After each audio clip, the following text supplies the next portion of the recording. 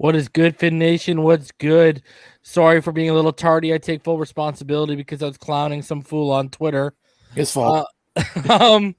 Shout out to Jose Valdez for becoming a member, and shout out to Derek Huggins for the $5 donation earlier. Appreciate you, homie. Also, I got a PayPal donation a couple of days ago. I never haul it out, but shout out to Derek Huggins for the $5 donation. I want to give a quick shout out on the PayPal before I get to Rhino and Martin here, just before I forget. Shout out to Ryan Lapinad for donating $23. He says, I live in Hawaii and have been watching the Tagovailoa brothers since high school. I tuned in from past season. This channel better than any other networks, even during the offseason. Mahalo. Appreciate you, Ryan. Thank you for the love, man. Rhino, Martin, how you guys doing tonight? Very good, thank you. Pretty good, man. Hands up. Martin. How's it going? What's up, Rhino? Everyone's showing up already. Barry, Chauncey, Kieran, Red Comet, Irving, Cap. Shout out to everyone. Chef Jew, Steve, Dolphin, Cisco. Very tired at doing this. I feel that. Salvador, Cisco, Nick, D-Ray 91, Kevin, 100 Anti, DF. Let's see. I shout out Cap. Yeah, Cap. You get the double shout out. The Raging Dolphins Maniac, Ben Glassford. Shout out to everyone. Left Hand Magic Sosa. Are you whipping that work, Sosa? Ricky Robinson. Tony V. Look at that wrist. Yeah. K all day. Seth. Scott Norman. Tilly. What up? Yawa. Keith Old Man 803 Storm Warrior SC 42. Some of these people's names are hilarious. Great. Inez Campbell, FSU Baby, Bones, Troy Hicks, Elijah Scott. I think Omar, if I missed you, shout out to you. Shout out to everyone. Barry again. Shout out to Tyler, Kane Goat, Joe, Jeff, Dylan, your boy Mike. Shout out to you, everyone. For showing love. Jason Grissom, Barney Miller, Corn 72, Jansen, Jeff, how you doing, buddy? Mike, hope everyone's having Jazz at 803. I hope everyone's having a good night. Irving says Dr. Reason got a doctorate, Dragon Fools on Twitter. Yeah, man. Y'all see that old fool I dragged a little bit yesterday? We tried to, you're so naive about Tua. Oh man, I took that guy to task, bro. Shout out to Brand. Oh my god, these people are like, some of these guys just don't even know what they're talking about. Like, I literally said, like, it was over the video was showing a bit here of Tua doing all the workout stuff. Mm-hmm. And I just talked about his pocket presence, how it's already like damn near elite, in his feel for the pocket. Right. And the next step is world class, really, if you think about it, right? And this guy's like, you're so naive. When's he gonna learn to read a defense? And then it just like going off, bro. And I just like said to him, I said, bro, listen, my basically like part-time job here is like breaking down film, and I know the nuances of the game. All right. I said, you're just some clown casual who sits on your couch, couldn't break down X's and O's on the chalkboard, but thinks he knows football. I said, by the way, let me know of an AFC East quarterback in the last decade that's had a better rookie season than Tua Tagovailoa. I'll wait. Needless to say, nothing but crickets, bro. Yeah, man. Clowns, bro. This guy, you should see this guy's profile, bro. He's got like, those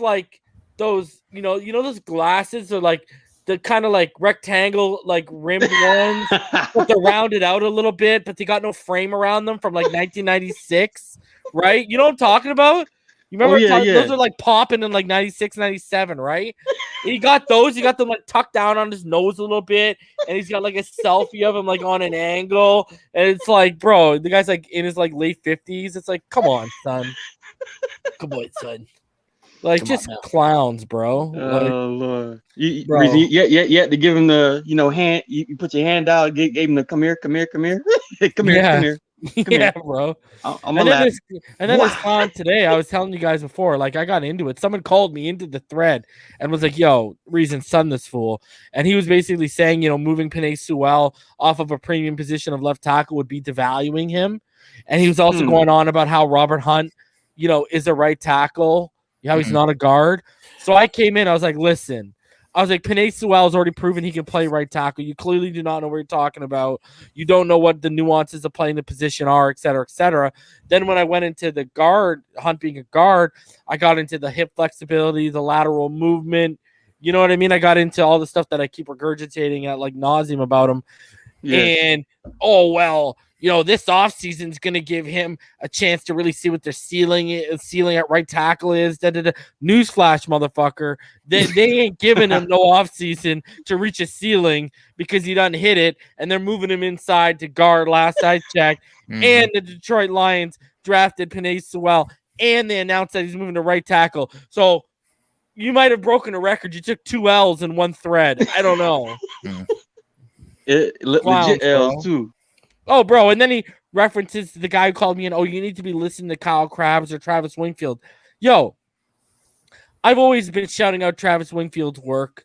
Kyle Krabs, I'm not a fan of Locked On Dolphins like I used to be when Travis used to run it. I got no problem with Kyle Krabs, though. But, bro, all right. Yeah. I ain't that far off from Travis Wingfield and Kyle Krabs, and you're lying to yourself if you think I am, bro. Stop, bro. Like, come on, man. Travis is probably the upper echelon. Like, that's the guy that everyone wants to attain to being that does this. You know what I mean? In terms of like film breakdowns and Dolphins community and stuff. Right. You know what I mean? So, like, I know I'm not as good as him, right? Like, I'm not out here saying that, but like, bro, I do a pretty damn good job, bro. So good that I had one hater, some freaking loser from Fin Maniacs, a couple months ago said that I have a cult following. I must be doing something right. If I got a cult following, I must be doing something right. That's actually excessive to say. That's cult a compliment. Yeah, but that's a compliment, bro. Like, that's true. Kool-Aid. Leave Kool-Aid out of it. Yeah. Just rum and cokes, bro. No Kool-Aid. Just rum and cokes, bro. But yo, that guy thought he was dissing me. I'm like, how's that a diss, bro? I take that as a compliment, dude. I don't know, man. It's unfortunate to be honest. That same guy, you know why he's mad, bro? Because I dragged that guy after week 1. He said Jerome Baker was their best player on defense. I said, bro, the guy had like 14 tackles, like 12 of them were beyond the line of scrimmage. Okay. Second of all, you know what he actually tried to tell people on Twitter, bro? You know Earl Thomas? You know Earl Thomas? You said Earl Thomas? Yeah, the safety. Yeah. That went to the Ravens, right? After Seahawks. He was trying to tell people that Earl Thomas wasn't a scheme fit, bro, for our defense. Wow. I'm like, bro, this guy has shown he can play zone or man. What are you talking about, I know. bro? We literally run a very similar defense to what they do in Baltimore. What are you even talking about, bro? If he's not a scheme fit, how was Zach Seiler a scheme fit? Answer me that, bro.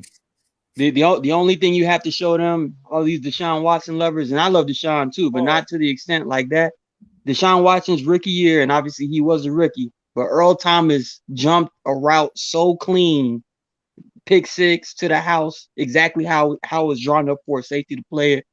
Earl Thomas would have been a perfect player in his prime in Miami, bro, with Brian Flores. Even if we wanted to get him now, I think he'll still, do some damage in this defense, if you ask me.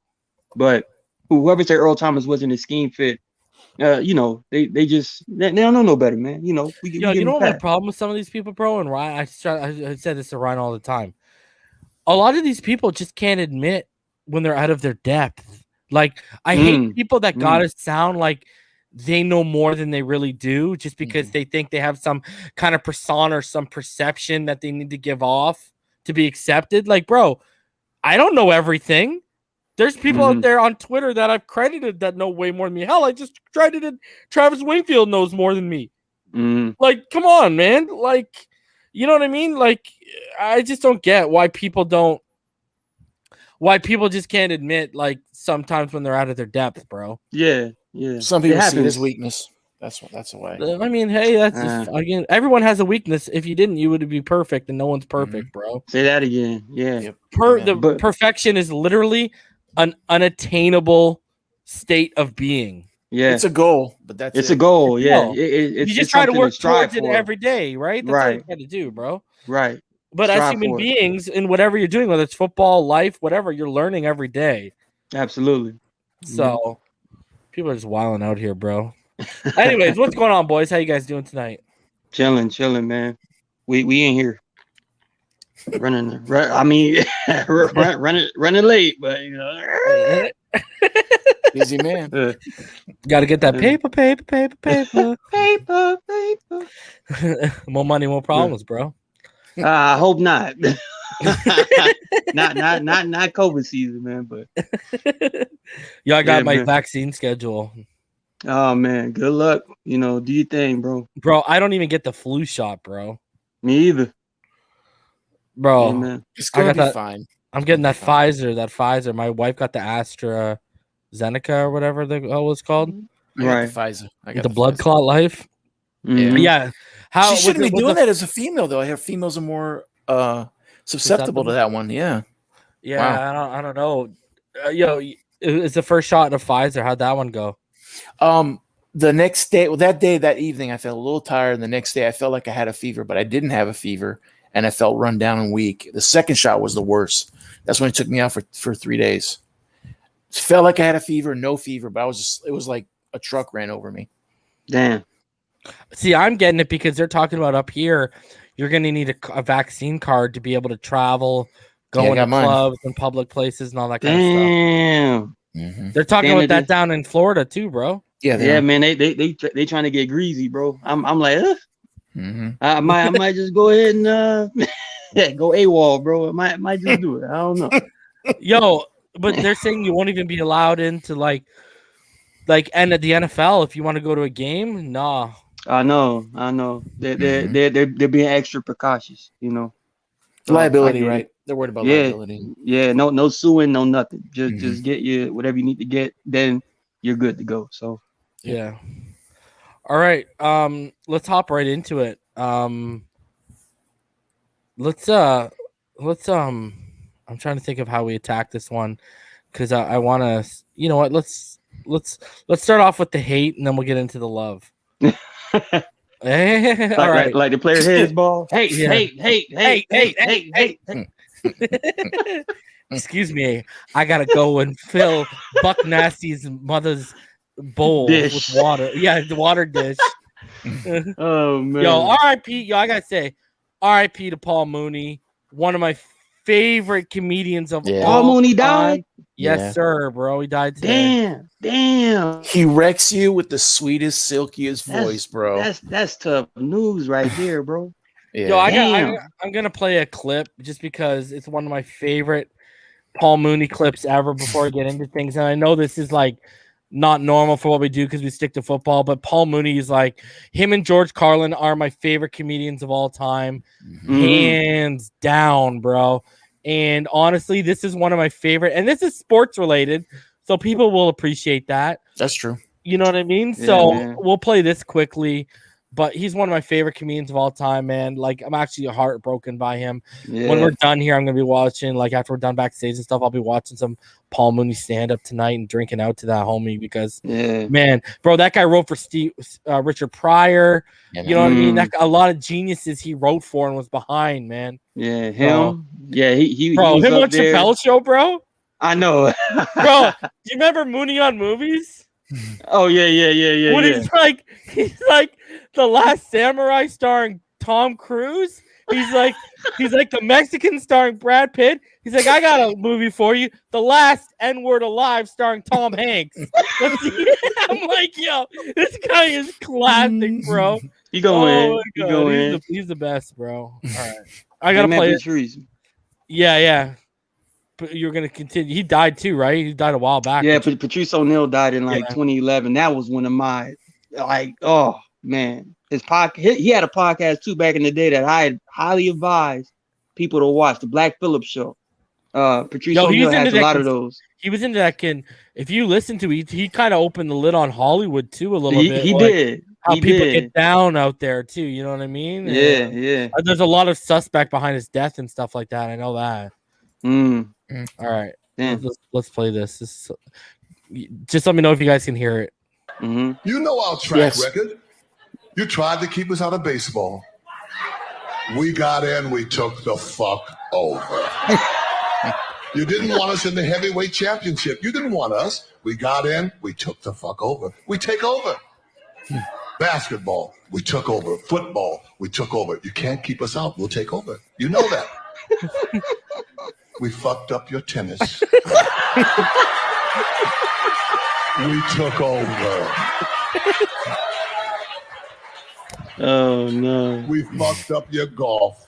We took over. Come on, keep it real, white folks. We took over. There's no stopping us. All you have left is swimming. Swim, white people, swim. Swim while you can. While you can. Because the black seal is coming. Bro. Oh my God, bro. Damn. Oh, The classic. Black Seal. Yeah, Bro. yeah. Oh, you know he's right too, bro. Yeah. Oh my God, him and George Carlin were the realest, bro. George, Oh, my yes. God. Yes. I love George Carlin too, bro. Not Oh, too much man. comedy like that no more, man. It's really not. Oh yeah, it's not, bro. Like People the get best. cut off the air. My favorite comedian, like nowadays, would probably be like Bill Burr. Ah. His stand up is Yeah. hilarious, bro. For me, it's Richard Pryor, man. Richard Pryor. Classic, Oh, yeah. He's a genius. So that For means you're a real. Paul Mooney fan, bro. Oh, yeah. I love Mhm. Paul. Oh, yeah. Definitely. And Sorry, Bill He Burr, wrote Bill- all of Richard Pryor's stuff, right? Mhm. Yeah, Bill Burr used to run the tracks with Patrice back in the day too. That's why he always compliments like Patrice on sharpening his tool as well, as far as just being really numb to the process and taking in the jokes that used to come at him and hecklers and stuff like that. Yeah. Patrice helped him out too. So Bill Burr is one of the dudes I salute all the time. Mm. You know, I but met that's rough. I met Paul back in 2010 when he came out here to Toronto, and Nice. one of my buddies was running the show back when I was in the hip hop business and stuff. And one of my buddies was he brought him down, paid for him to come down. Even back then, his health wasn't that great. He had like a cane and stuff. Yeah. So But damn, that's tough news. Doc. sad. All right. Mhm. From funny to straight up hating on our boy Tua. Hey. Hey. So they came out. PFF decided to come out, and you all know how I feel about PFF. It's gotten worse by the day. Damn. They came out and they ranked Tua Tagovailoa the 29th best quarterback in the NFL. They said it's hard to adjust to the speed of the game as a rookie, especially when you don't know when you're going to be pulled for a savvy veteran. Tua has an opportunity this year to take control of the offense and show he belongs. The Dolphins continue to make solid roster moves through trades, free agency, and the draft to surround the young QB with weapons. Tua was exceptionally conservative last year with only 7 big-time throws all season. That's not the worst thing, but he also had 13 turnover-worthy plays. Now, they got Sam Darnold. This is where you're Martin. I already went over this with Rhino, a couple of these names. They got Sam Darnold ahead of him.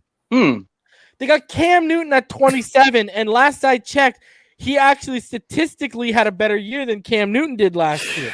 All right? Talk about turnover-worthy plays. Jared Goff. Buddy, they got Justin Fields at 25. That's just insulting, considering we don't even know if Justin Fields is gonna start, bro. Come on, man. It gets better. Buddy, they put Jameis Winston and Taysom Hill as a combo at 24. Are you crazy with me right now, bro? F these guys, bro. Bro, what is this nonsense? Oh, it gets even better. Let's literally keep it rolling. All right, Carson I can deal with. Jimmy I can deal with because he's been in the Super Bowl. Oh, Trevor man. Lawrence is at 21. Oh, okay. Oh man.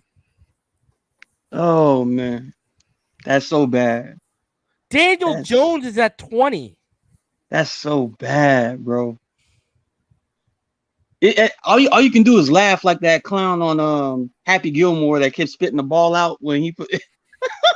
That's just ridiculous. And we showed the numbers on Monday. Joe Burrow, who had identical numbers, is at 18. Yeah. I would make an argument with Fitz. I would make an argument he had a better season than Fitz. I could make that argument statistically. Yeah, we definitely could. And again, let people. I would like to say, just let people, put their chips on the table. Put their put their opinions out there. Put their reasonings behind it. Tua is going to have a rare opportunity to shut a lot of people up, like forever. And the same people that are doubting him will continue to doubt him, even though they're going to see clear progression and clear steps towards a positive future. They're going to keep doubting him. It's going to get real scandalous out here as far as how people are really going to, sink with the ship, man. It's going to, I mean, God bless him, man. The Titanic was beautiful, but ain't nobody really make it, bro. Like that's just true. Bro, the disrespect, bro. I know. It's savage. That list is savage, bro. Like Sam Darnold? Trevor Lawrence hasn't even played a snap and he's 8 spots higher. Justin Fields hasn't even played a snap, and he's, like you said, we don't even know if he's starting this year, and he's 4 spots higher. Yep. Taysom Hill and Jameis Winston as a combo are higher. Yep. Cam Newton, literally, you go look at the statistics. Cam Newton had more turnovers when you combine fumbles and interceptions than Tua had total touchdowns. 14 to like That's 15 incredible. or 16. 15 or 16 for Cam. Like, it is what it is, man. It is what it is. I'm just angry, bro. I gotta be honest with you. Speechless. Right now it's speechless. It's just angry, red, bro. and I'm just seeing. I don't understand that. and Tyler nailed it. If anything, Sam Darnold should be last. He hasn't shown a damn thing in 3 years in the NFL. Say that again, Ty. And why they hating on Zach Wilson so much? Right. They got Justin Fields up. You know what? And not to make anything sideways. Hopefully you're not demonetized by this reason. No, go ahead. You can say whatever you want. But for kids. Zach Wilson's mom, man. Let me tell you something. She is one of the finest NFL draft moms in the history. If we look at NFL history, draft moms, right? Have you heard her takes though? She's nuttier than squirrel shit, bro. Have you heard her, bro? I mean, Utah is a little, it is what it is. You know what I mean? Don't get me wrong. She ain't out here, dropping deuces on beds like Amber Heard. Hey, man. Too much. Oh, man. Too much. Oh, man. But Yeah, people are hating on Zach, man. People are hating on Zach because, his mom's is as hot as lava, and he was the second overall pick. He's gonna be the starter. I don't know why people are hating on him either, man. I think they want him to fail just because his mom's hot. That's it. He's a poster boy, man. He looks. Zach Wilson looks like a successful YouTuber. Yeah, he looks like he's 12. You know what I mean? Like he's a great white dream.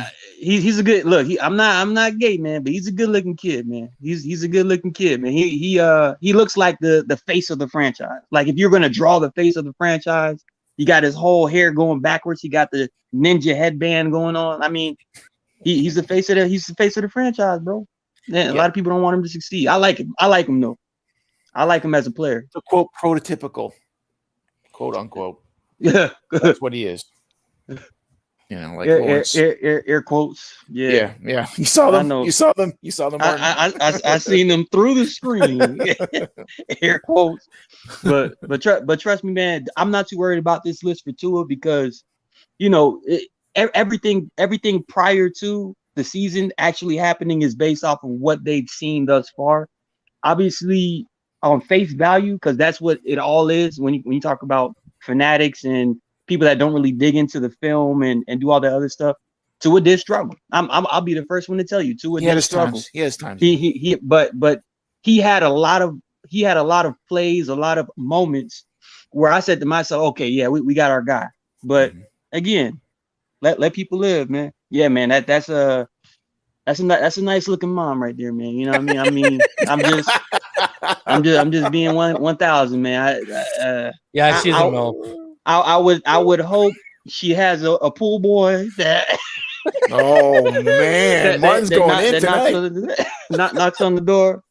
Hey, so you want me to get this done today, or dude's gonna have like his tank top on? She's like, Man. You want some lemonade or?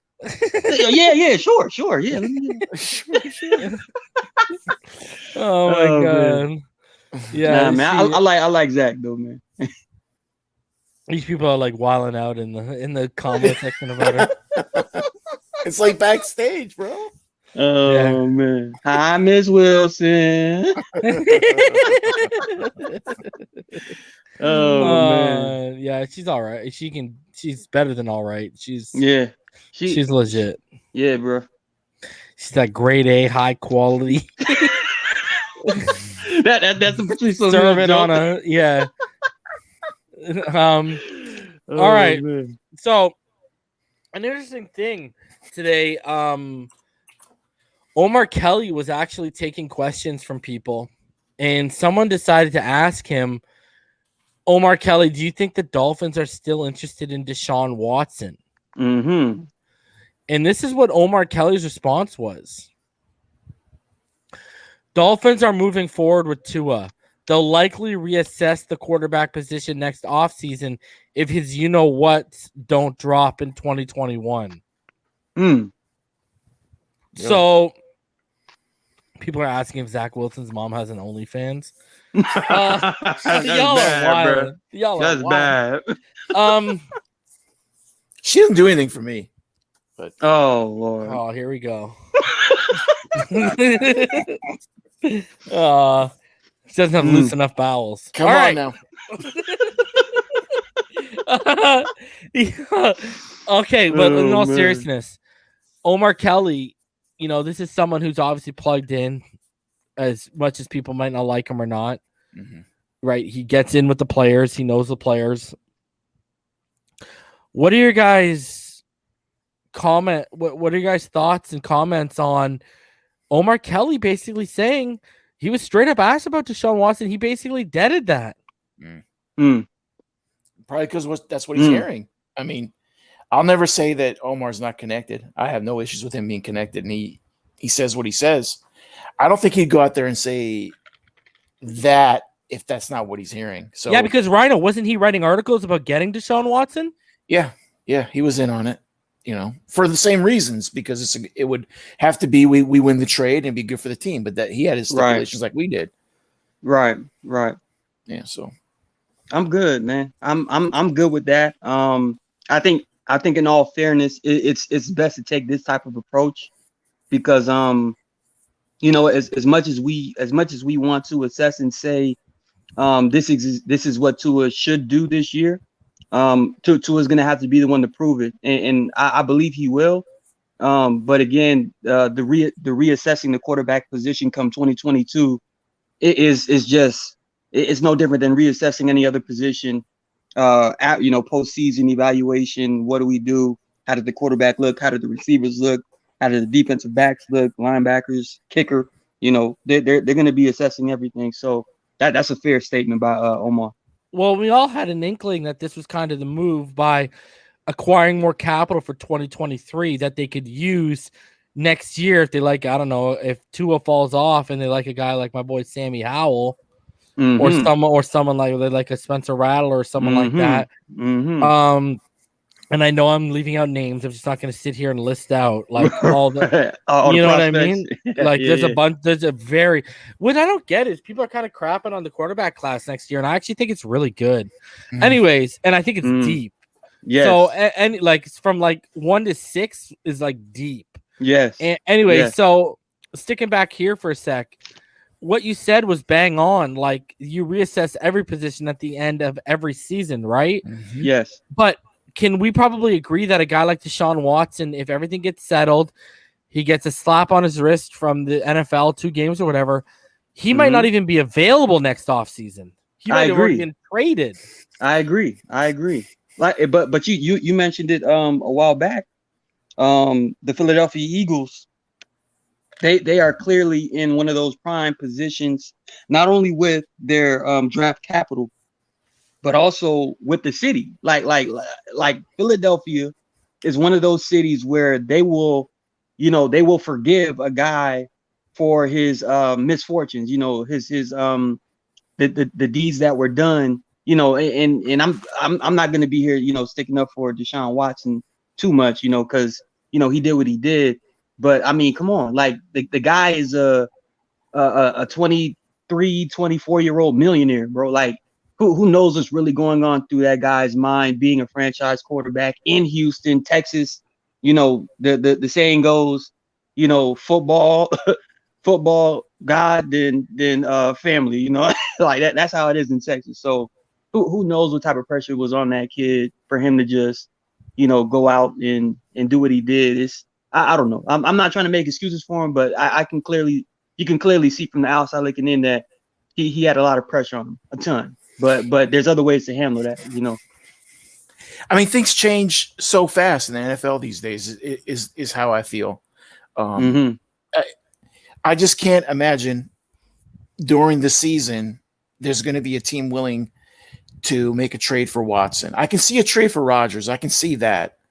But for Watson comes with more stuff. You're saying 2-game suspension. I'm hearing 4 to 6, even if he gets out through the report. Well, yeah. I mean, that's. But let me ask you this, Rhino. Yeah. If you're the Eagles and you're 1-5, let's say you get 6 games, and you're 1-5, okay, and Jalen ain't the answer. You know that now, but yeah. Yeah, I know, But like, why not get him now? And because in the offseason, you're gonna have to compete with a bunch of teams, right? This is my pushback. It's not about them. It's about Texas. At that point, why would I do that? There has to be an incentive for me to go, okay, let me trade him now. Now, if someone throws something at me that I like, well, if I'm giving you, because Carson's going to play, if I'm giving you 3 first-rounders, that's hard to pass up in 1 year. Yeah. That's hard to pass up. I agree with that. That might be the only team I can see that will pull it off during the season. But if you're to the Texans, if you want the most bang for your buck, it's always during the offseason. It's always during the offseason because the line starts and it just goes for a mile. That's the way I see it. That's true. So, but things change. We have no idea what's going to happen the next month. I mean, things could 180. They could stay the way they are for everyone. My personal opinion is I don't think Watson or Rodgers will go anywhere this season. I don't. Like I heard the rationale for Rodgers, it was speculation, but he's basically giving them the medicine that they gave him for 1.5 seasons by not taking a receiver. That like, okay, you guys gonna treat me like this? All right, I'm gonna give you a little kickback. I know I'm not going anywhere. Aaron Rodgers hit him with the "How does it feel?" That's right. But does this 2 things? A, does this show that now they have faith that they want to see what Tua can do this year? And 2, were we right when, at least when I was putting out the hypothetical that I kept saying, if this doesn't get done by the draft, I don't think it's going to get done at all? Yeah. Yeah. You're talking about a 5% chance, right? Maybe 5% now of either of them moving. And because for us mainly is we have a system.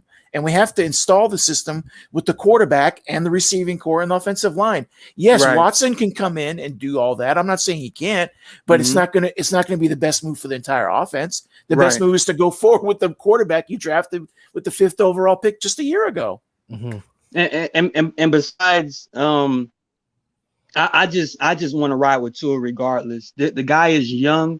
I don't think he's ever going to get in any type of trouble off the field. I think he's a better leader than people are giving him credit for, as far as how he galvanizes the team. People assume that you need, a Tim Tebow, get in here, Rah. Look, Joe Montana is one of the greatest quarterbacks in NFL history, but one of the softest spoken human beings on the planet. You don't have to be that guy. You can just literally, do what you do, work as hard as you can, and always keep your team in just favorable positions every single drive. That earns guys respect. They don't necessarily have to have, that type of, whether it be swag or whatever emanating from the quarterback. No, just play good football and let's score. That's all. Agreed. It's a little off subject, but I have a hard time believing a lot of teams with Mr. Watson are going to be that motivated to trade for him. I really don't. Because look, I understand that there's a possibility he's being set up 100%. I'm not naive to the world, okay? True. We're talking about 22 people. Okay, so this goes away. It went away because he paid money. Okay. There's some question there for a lot of people. So I don't know how you saw that to some fan bases. Like you said, Martin, I think it was you the other night, Philly would be open market for that because they've been through some stuff. But yes, it's just hard for me to believe that NFL team's just going to be okay with that. With the whole, it's different, but the whole Kaepernick situation, in my opinion, the reason they stay away from Kaepernick is not because they blackballed him because he had an opinion or he was black or anything like that. It's because he became a dividing player. He divided a fan base wherever you put him. And as an owner, you don't want to do that. That's how I saw it. I could be wrong, but that's how I see how it may go for Watson. So I don't know. It could potentially be that way with Deshaun Watson. Deshaun Watson, again, like you all are saying, he might settle all of this, but that you can put like air freshener or whatever in a location, but I mean if socks are still there and you ain't take care of them, I mean you gonna walk right back in and something ain't right here, man. So I don't know if that stigma that's been put on Deshaun Watson will ever be kind of just thrown under the rug. Obviously, maybe people in do time, whatever they want. Maybe in time, I don't know. If you I don't know, man. Fins fan with class 699. Can you confirm if Walt Aikens farted in Flores' office, which is why he was cut? I appreciate what you're doing and keep it up. Have you heard this rumor? I've actually heard this, eh? Yeah. I heard this on back in 2019. I saw this on like Fin Heaven. Damn, on one of their forums or whatever. I can't confirm it, nor can I deny it. That must have been one. That must have been like Flores tasted it like he was. I think I'm gonna have to cut you now. Yeah. Oh my god. Yeah. Ouch. I can't imagine Brian Flores' facial expression like when he actually took a whiff. Like he probably didn't even have a facial expression. He was just like, "Okay, all right." You have onions for lunch, son? It's not cabbage, is it? Yeah, I'm getting cabbage on my palate. Oh my god, these guys are too much, man. Bro. What a question! Yeah. I thank you for donating $6.99 to ask that kind of question. Yeah, man, that was funny. My lord! I've actually read that though, but I'm not gonna like. I don't think that's legit. Okay. Well, let me just put that out there that I don't think that's legit, bro. Oh, man. God damn. I can't believe we just had that interaction. Yeah. That snippet. At least I made $6.99 off that question. I mean, I guess that was hilarious. Man. All right, let's get into Tua a little bit. I got a couple things I want to show about Tua. Let's start off. Did you see the video that went live yesterday and that people were kind of wilding out a little bit about? Which one? About the working the foot drills. We're working the foot drills. Oh no, I haven't seen that one. No. All right. Nice. Let's play this. So this is Tua working with Perform and Nick Hicks and such. So peeps it. And let me also add, there's a lot of people jumping on the train, bro. Good. Weave. Good. Drop. Get out. 20. Dying. And that's Lynn Bowden. Pop. That was Lynn? That was Lynn Bowden. Good weave. Yikes. Good weave. Come on now. Good drop. Get out. 20. Dime, bro. Mm. Good job. Dime. One more time. Duh. It's a beautiful thing. Just to do it.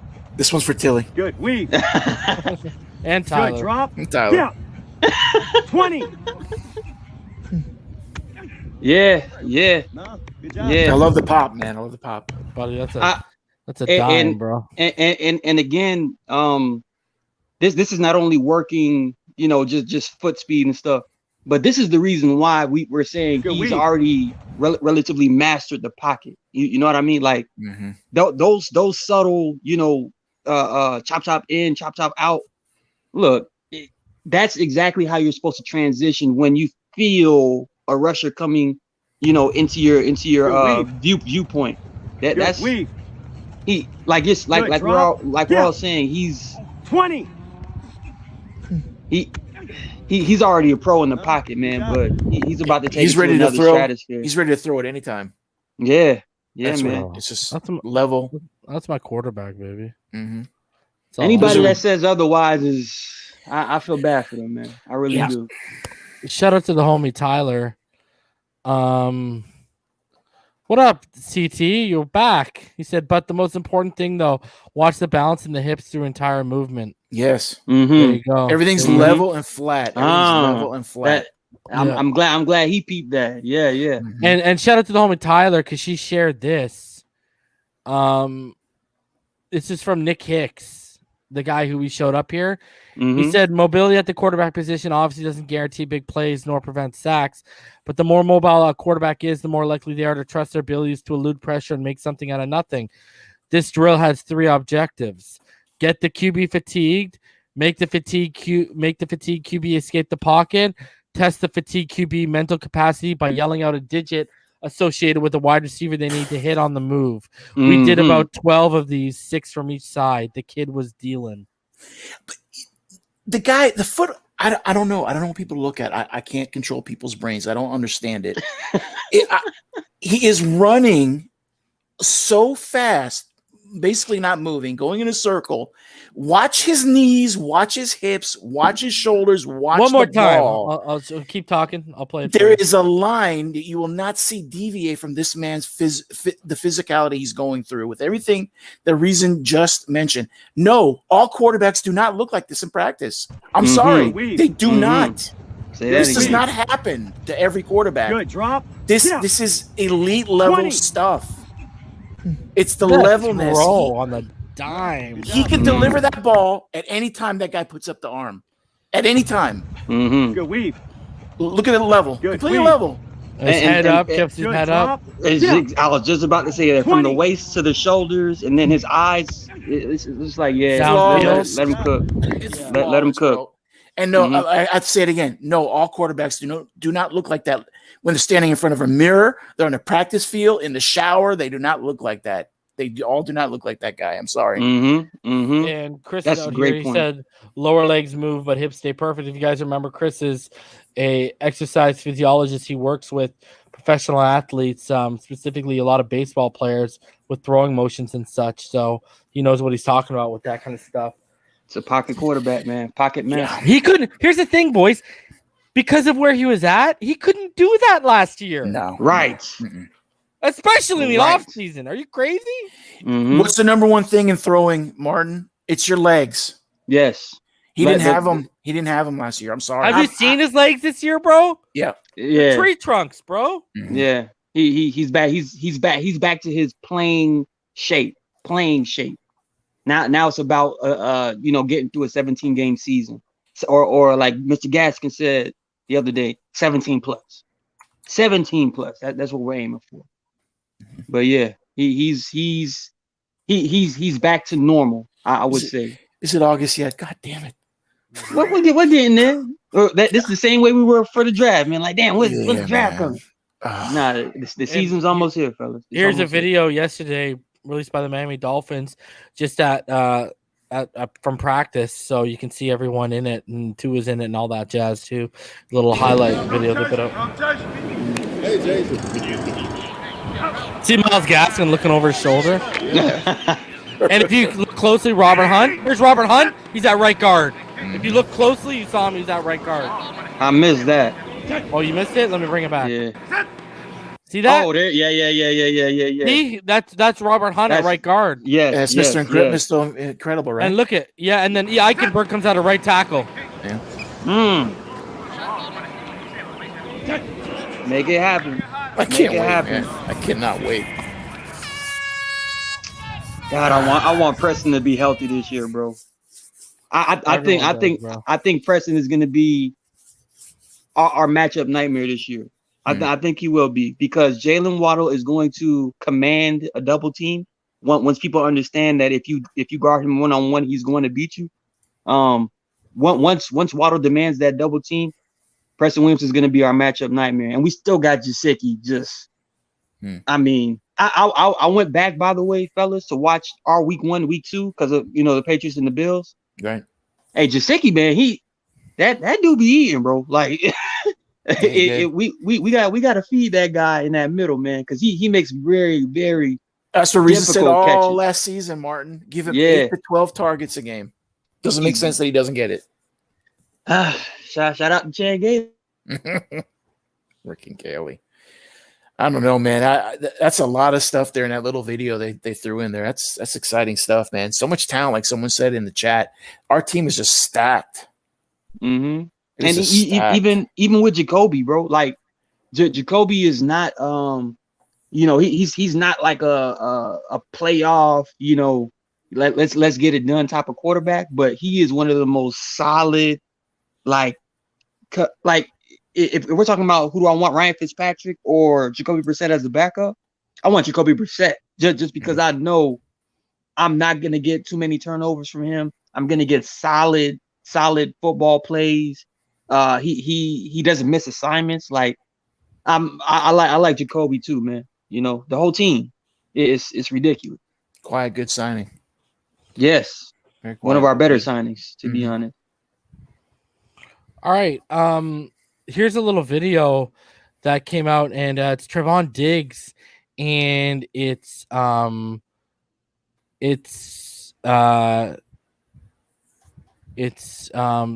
Diggs and Jerry Jeudy talking about Tua Tagovailoa. Mm-hmm. So I wanted to show this. This is it came out yesterday, I believe. Mm-hmm. Peeps it. Yes. He cares about his community.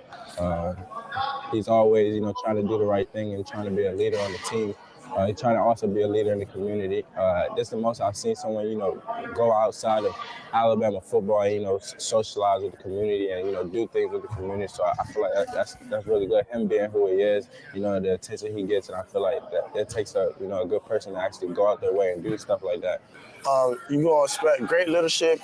He's just a great person, great leader, great football player, first-class guy, do everything well on and off the field. And he's a lovable dude. Everybody respect him. Everybody look up to him. He's the type of guy when he don't really say much, but when he do, everybody listen. He's always trying to get, the team right and, always being a positive influence on us and, just being a competitor. When it's time to compete, he brings that dog out of him and he just wants to compete and, do good. And what I expect from him is nothing but greatness because it's like, it's a lot of talk around his name. And I feel like when people talk around his name, that's when he brings the best out of them. The character, bro. They always talk about high character with them, right? Yeah. And you always hear about, we were talking earlier about how he can galvanize guys. Yeah. Energy is just as important as your words. Words have its own unique energy in them. Mm-hmm. But when you don't say anything and you just do things, it hits a little different when, as far as talking about it and being about it. And from what they're explaining right now, if Tua is the type of one where, he lets you talk about him, and then when the lights come on, he just like Rhino had the picture last time too with the red eyes right there. Like I'm telling y'all, man, Anybody who was hating on Tua, and I'm still glad Colin Cowherd is still, selling out, bro. I love that people are hating on Tua, bro, because I already know what's going on in that kid's head, man. Woof. Woof. The moment he has a good preseason game or has a good preseason play, Cowherd's going to change his tune. Okay, so just as a heads up, right, guys? Everybody in this chat, everybody that knows what's going on, as soon as we see a different take from Colin Cowherd, like let's say the first 5 to 6 weeks, which is a pretty rough schedule, right? And Colin already went out there and said Tua's going to be the second best quarterback in all those games, right? Yeah. We're going to look at all the stat lines. We're going to look at the final results. We're going to look at all that stuff. If and when Tua starts beating the brakes off these people, right? Back to back to back to back to back. As soon as we see one sliver of Colin Cowherd trying to turn his narrative around, I think it's important for us to assault him with all arsenal, every single weapon of choice. All the guns, huh? All the guns. like the mask, just take it all out of your pockets and fire. Cause let me tell you, man, he can't get away with that, man. Him, and it's not just him. It's a whole laundry list, man. So it's gonna be fun this year, man. It's gonna be fun. It's gonna be fun to see. But I'm glad his old teammates are still, letting it be known like this guy is not your normal, person. So it's fun. Yeah, I just think the fact that Tua, a week after the season's over, he's already 15 pounds heavier. He looks healthier than he did the year before. Yes, he's basically telling everyone, guys, this is what happened last year. I didn't have time to do this. All I needed was a week, and I didn't have it. That's the way I took it. You know what I'm saying? I mean, really, I don't know what the plan was, but I don't think Tua was the plan. I really don't. I think it was Fitz and Gailey, and Gailey was all in on that, and right stuff happened like COVID. And I'm glad you brought that up because the idea coming into the season was we were all content with Tua sitting out the entire year, bubble wrap for the year, bro. Just let him heal fully, let him pack on that body of armor that he has packed on this off season. And then when it's time to unveil Tua to the world, like how he came in that Jets game, like we were all like, oh shit, like Tua's about to get some game action. If you were to unveil Tua out at full capacity and full, everything ready to be used at his disposal, it would have been a different tune altogether. But I'm still glad it happened the way it did. Right, because we kind of cut the grass on a lot of issues. A lot of people, that are talking now probably would have, kept quiet. Tall grass. Yeah. I'm telling you, man. So this was actually a blessing in disguise for not only Tua, but everyone involved because, now we're gonna, whoever's riding with Tua is riding with Tua, and Tua is gonna be behind those guys from the beginning to the end, man. He's gonna ride for his guys that stuck with him. So I agree. All right, let's get into a lot of people are in the title, you could see it. Talking about McKinney playing edge, and it was a Barry Jackson article that came out. And it says it's called Brian Flores offers a clue on altered Miami Dolphins front seven. So it says becoming an NFL starter comes with the perk of having your name featured in flashy graphics on the network broadcast, but starting shouldn't be overstated for some rotational defensive players. For example, Nick Needham started just 6 games last season, but ended up playing 60% of the Dolphins snaps as Miami's primary nickel cornerback. So we offer that caveat in advance of discussing a mystery that will unfold over the next 4 months. Who will start Miami's base defense besides Emmanuel Ogbah, Christian Wilkins, Raekwon Davis, and Jerome Baker? It's a safe bet that Benardrick McKinney will start too. The question is where. Andrew Van Ginkel started 11 games last season and has a good chance to start after filling the stat sheet last season with 5.5 sacks, 48 tackles, and a fumble recovery for a touchdown. So that's 6 front 7 starters for 7 jobs when Miami plays 4 defensive backs, something it does less than half the time. Unless Van Ginkel comes off the bench, that leaves one opening spot among linebacker Landon Roberts, Adam Butler, Zach Seiler, and Jalen Phillips, who the Dolphins are listing as a linebacker after primarily playing defensive end at UM. Well, technically at UM, they ran a hybrid of a 4-3 and a rolling 4-3, and then they would do a 3-4, and he would play the outside linebacker role when they had their 3-4 out there. That's why I don't understand why these people aren't understanding that.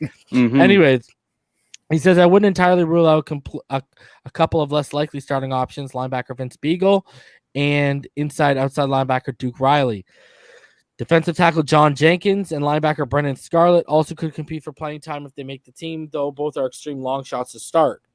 Linebackers Calvin Munson, Sam Egwavine, and Kylan Johnson, and defensive tackle Benito Jones simply will be battling for roster spots. One thing that's already clear, the Dolphins don't want to pigeonhole McKinley as only an inside linebacker. The Dolphins see potential for more from a player who was second-team All-Pro in 2016 and a Pro Bowler in 2018, two honors never achieved by Shaq Lawson, for whom McKinney was traded. I've watched him and scouted him for a long time, Brian Flores said of McKinney. He's big, fast, physical, really good in the run game. I think he's a good pass rusher, versatile on the ball, off the ball, and smart. And my conversations with him already have been about how much do we think he can do. I think he can handle a lot, so I think we'll see him in a lot of different roles on the line of scrimmage, off the line of scrimmage, on the edge, blitzing. And hopefully we get him in here and get him going with our terminology, our verbiage, get him with his teammates. It's one thing for one person to do it, but he's obviously going to be working with several other teammates, and we just got to get him going along with the rest of the group. That's interesting because McKinney hasn't been used a ton as an edge player during his 6 years with the Texans. McKinney, who missed the final 12 games for Houston last season because of a shoulder injury, has produced only 11.5 sacks in 6 seasons, including just 5.5 in his past 50 games. But the Dolphins see pass rushing as a talent that hasn't been fully maximized or utilized. True. So here's what you could see. With Roberts coming off a major knee injury, you could see McKinney assume Roberts' job playing alongside Baker on some downs, but also play outside linebacker on some other downs. There were some packages last season that didn't feature Roberts, but did feature Kyle Van Noy, who was jettisoned by the Dolphins and is now back with the Patriots. McKinney has a chance to fill the Van Noy role in these packages, which would essentially make him an every down player. So, as Wow. Go ahead, speak. It's just hitting me. It's like if all I wanted from that guy was run stoppability, first, second down, and had someone else come in. If he can stay in on third down, the flexibility, wow, it just goes through the roof. The versatility. Whew. Sorry to interrupt, Bill. Wow. No worries. So it goes on and it shouts out 3 yards per carry podcaster Chris Kaufman by saying he pointed out to Barry McKinney essentially could be Roberts for 2/3 of the time and Van Noy for roughly 1/3 of the time. The caveat, of course, is that McKinney must earn that playing time because he will have considerable competition. Some of Van Noy's responsibility also presumably will go to Van Ginkel, who played 46% of the Dolphins' offensive snaps last season and should see that number increase. Phillips or Beagle could assume some of Van Noy's duties. Phillips could step into a large share of the role held by Lawson, who often had his hand on the ground, but was listed as a linebacker by the Dolphins. Phillips will essentially be an edge player, so I wouldn't get too caught up in the linebacker designation. He has some experience in pass coverage as a linebacker at UCLA before transferring to UM, where he primarily played on defensive line. Yeah, but see, here's the thing. When they had that 3-4 front and they had him as a linebacker, they would drop him back into coverage every now and then. True. So, anyways, the extent of Phillips' role early in the season will depend on what he shows over the next few months. But as a first-round pick with advanced pass rush skills, he's going to be given every opportunity to carve out a significant package. There are other options, too. Miami could play Butler significant snaps alongside Wilkins and Davis and use Ogba more in Van Ginkel's 2020 linebacker role while having Van Ginkel fill Van Noy's role, with Phillips getting work in a rotation with Ogba and Van Ginkel. That Van Ginkel role last season was pretty straightforward, line up wide and be a fourth pass rusher. But Van Ginkel also has the ability to assume some of the coverage responsibility that Van Noy had last season. Van Ginkel is a player still ascending and capable of taking on more assignments, a reality that likely factored into the release of Van Noy. Butler, defensive tackle who can play end. He's better suited as an end. Played 47% of the Patriots' defensive snaps each of the past 2 seasons, but only started 6 games during those 2 seasons. A defensive front of Davis, Wilkins, and Butler or Seiler would be the heftiest defensive line in a 3-4 front that the Dolphins could deploy, excluding young backup Benito Jones, who weighs 316. Butler, 4 sacks last season, has 107 quarterback pressures during the past 4 seasons, compared to only 48 for Devon Godshaw, who is now in New England. The flip side. Nice swap. Yeah, the flip side, Pro Football Focus ranked Butler only 99th of 125 interior defenders against the run last season. So while that Davis, Wilkins, Butler 3-man front would be imposing, it wouldn't necessarily be better against the run than some of the smaller fronts. Mm-hmm. Bottom line, Flores and defensive coordinator Josh Boyer, 2 creative defensive minds, will have plenty of options to craft this front 7, even with the departures of Van Noy and Lawson. It should make for a fascinating training camp. So your guys' thoughts on that little piece right there? Good morning. Yeah. I would say that Brian Flores is I'm just gonna say he needs to be in the running and considered for Coach of the Year, because you're when you come out with something like this explaining that Benardrick McKinney is potentially going to be an edge for you on third downs or something like that, you're not only setting expectations for people like, okay, we're not going to see him in coverage, but you're also letting it be known that, hey, I'm going to use this guy in pass rushing situations, especially up the middle, because I think that's where he shines. People want to probably say because he's a linebacker, he should be on the edge. From what I've seen on film, he's much better bringing the blitz right up the middle, where a center or a guard has to pick up that first interior defensive lineman, and he literally plays off of that like a screen in basketball sometimes. Like he's that good at that. So I'm just saying that this screams managing a player's expectations and using him to his strengths. Everyone knows McKinney struggles in coverage, so it's just more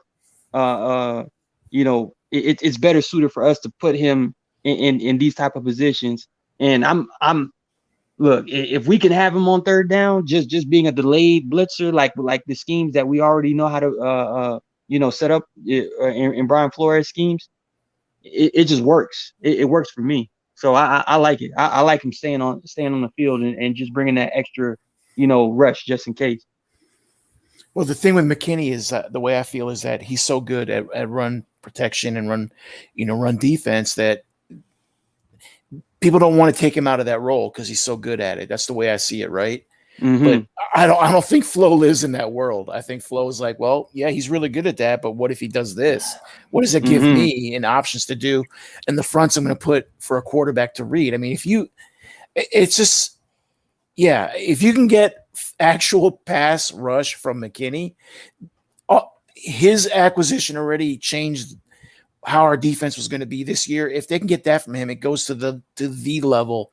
They're definitely a top 3 defense at that point, because if you don't have to move that guy out on third down or on passing plays because you're going to blitz him, yeah, that's rough. That's rough, man, because you're not running on him. You're not running on him. The pocket's literally going to crumble for a quarterback if you have those type of guys coming at you, especially on crucial passing downs. I'm gonna reiterate, McKinney as a blitzer is, and I think they mentioned in that article, he has yet to tap into a potential of being one of the better blitzing linebackers in this league, because he just wasn't used like that in Houston. But Brian Flores seeking to find the best way to put guys in position to win down by down. If he's saying, if we keep McKinney on third down, we use him to our advantage, and clearly it's that of a blitzer. So, man, let's see how it works, man. I just see that pocket just being a mess for opposing quarterbacks, bro. Anarchy, like, for real. I'm telling you. Yeah, man. Want control chaos coming at the quarterback for sure. I'm and even if there's like a mobile guy, right? Like we have to play Lamar Jackson this year. Josh Allen has proved he can maneuver, manipulate, and do whatever he can to escape certain things within the pocket. Even if it's against certain guys like that, I mean, let's be real, bro. Like we still have headhunters and guys that like for instance Jalen Phillips. We seen his tape. Anytime this dude is on the field, it's like he's chasing down someone that stole his bike or something. It's like he's trying to make the tackle on every single play. When you have that guy coming at you, you automatically as a quarterback react to a guy that's making almost an immediate impact to the pocket. Again, with McKinney coming straight up the middle to distort it. I mean, you're about to run into a freaking it's not a bulldozer, but what's that thing called? The ball Buzzsaw. No. But I'm saying that wrecking ball. Like that's what Benardrick McKinney is gonna be, coming straight up the middle. And if you have nowhere else to go but the middle, I mean, you're gonna go to Phillips. You're gonna go to Agba. You're gonna go to. I mean, oh my God! It's literally the claw. The claw is coming after you. And again, people need to take some notes from Peyton Manning, because when Peyton Manning saw there was nowhere to go, fetal position. You have to practice fetal position against our defense once you have a McKinney coming straight up the middle, and you still have those two book edge rushers, including a sneaky good AVG who's just waiting for you to just make one mistake and he's going to sack you. So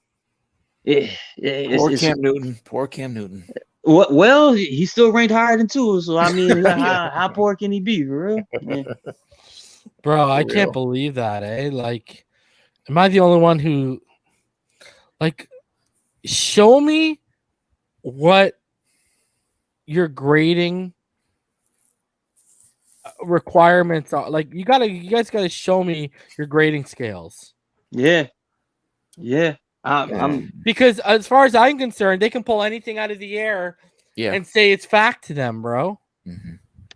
Like, and yo, like, I can't believe that people are letting them get away with it. You know what I mean? Like, to have some credibility, I would be saying, yo, show me how you're grading these people.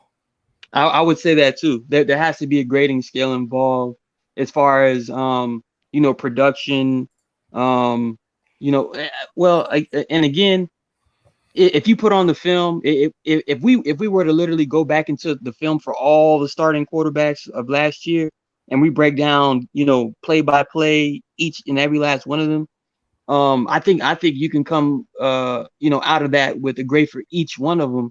And without bias, and say, okay, yeah, this guy is at this level and this guy is at that level, but for us to sit here and see Tua at 29 out of however many guys, and two of them are rookies, one of them we don't even know is going to start. It's like, come on, guys, like put some respect on that kid's name, man. Please. You guys know who Denzel Good is, obviously, right? The offensive guard. Yes. Mm-hmm. One of the better guards in the NFL, right? Does he still play for the Colts, or he left the Colts? I think he's is he with the Raiders now? Okay, yeah, I believe so. Yeah, you're right. I believe so. He's with the Raiders now. Mm. I want to show you what he said. All right, this was like a couple months ago, and I'll never forget this. When I saw it, I laughed. He said, this was back in March. He said, and I quote, "I hope my PFF grades come out good this year." End quote. No fucking buddy in the league that I've been around. He's like, "I graded out very well according to my coach, who teaches me up on a daily. I need no validation from anyone but my coach, especially not some damn bullshit ass website." Went in. Ugh. Coaches know. I was about to say, ugh.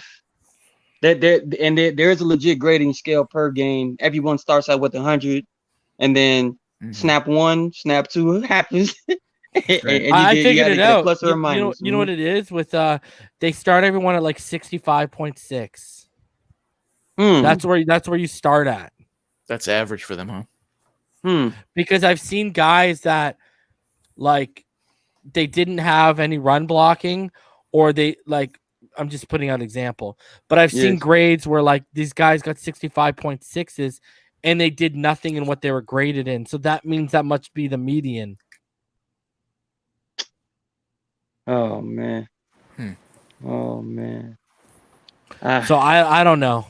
Yeah, I and again, maybe their grading still has like a percentage involved with it, or like a curve in the grade. I guess I don't know, but either way, Mr. Good said it the best.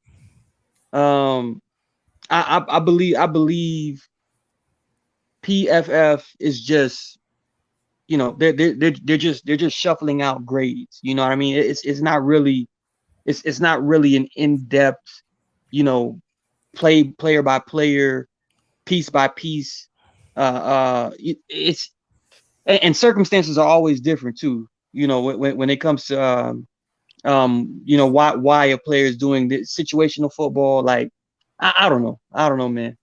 Tua being at 29 is still asinine to me. But hey, Goldie, if Jalen Waddle is actually your nephew, tell him to answer his text messages. I texted him last week. I haven't heard back. For all we know, Jalen Waddle is pretty much locked in, man. Yeah. He might not even have his phone on him. You know, to be honest. He might be using his burner right now. Yeah. Oh Lord. Andrew Williams says, "Hey, Reason, do you think Gaskin has a chance to do what he didn't do last year and be one of the most productive players offensively in the league if he stays healthy?" Yeah, absolutely. Because if he would have stayed healthy, he was on pace to actually be like top 3 or top 5 in the league in terms of total yards from the line of scrimmage. So when you add in the catching plus rushing and stuff like that, and overall productivity, yeah, and I think Gailey held him back a bit too, bro. I've talked about this all the time, right? Like I was about to say, Gaskin or Ahmed would get it rolling in the first half. Second half comes and Jordan Howard starting off the half, and you're like, "What's going on here, bro?" He didn't want to wear out his running backs, I guess. Oh Lord, I don't understand it. I mean, you got 3. It's running back by committee. You ride that wave, bro. Ride it, man. Yeah, ride it hard. Pause. Yeah, I know. And I guess I don't know if you guys saw it. I don't think I can play it because I'll get copyright hit. But Marcus Wiley and what on that? In what's it called? Yeah, what's it called? Speak for yourself. Yeah. Mm-hmm. She said Marcus Wiley said Tua completion percentage was 64.1. The NFL average is 65. His QBR was 87.1, and the NFL average is a few points higher than that. Tua going to be fine. And I saw that too. They mentioned that if his floor is average to above average, imagine what his ceiling is going to be as far as how he's going to progress. It's how is 1,800 yards, 11 touchdowns, 5 interceptions, 65% completion rate. How is that bad? I don't understand it. In 9 games where 2 of them he was literally pulled. You know, like I mean, it's all good, man. It's all good. We just gotta you know tap our foot like the impatient person in the doctor's office. Just tap our foot. And wait for the season to start because this is gonna get real quick, man. It's like someone saying in chat, last year was his floor. That's all it is. It feels like it too, man. Because Tua knows it too. Tua knows he did not perform at the level that he's accustomed to. You know, he knows that. I mean, coming in as a true freshman at Alabama, I remember him coming in during the spring game. You know, prior to, I think he graduated high school early, came in early as a true freshman.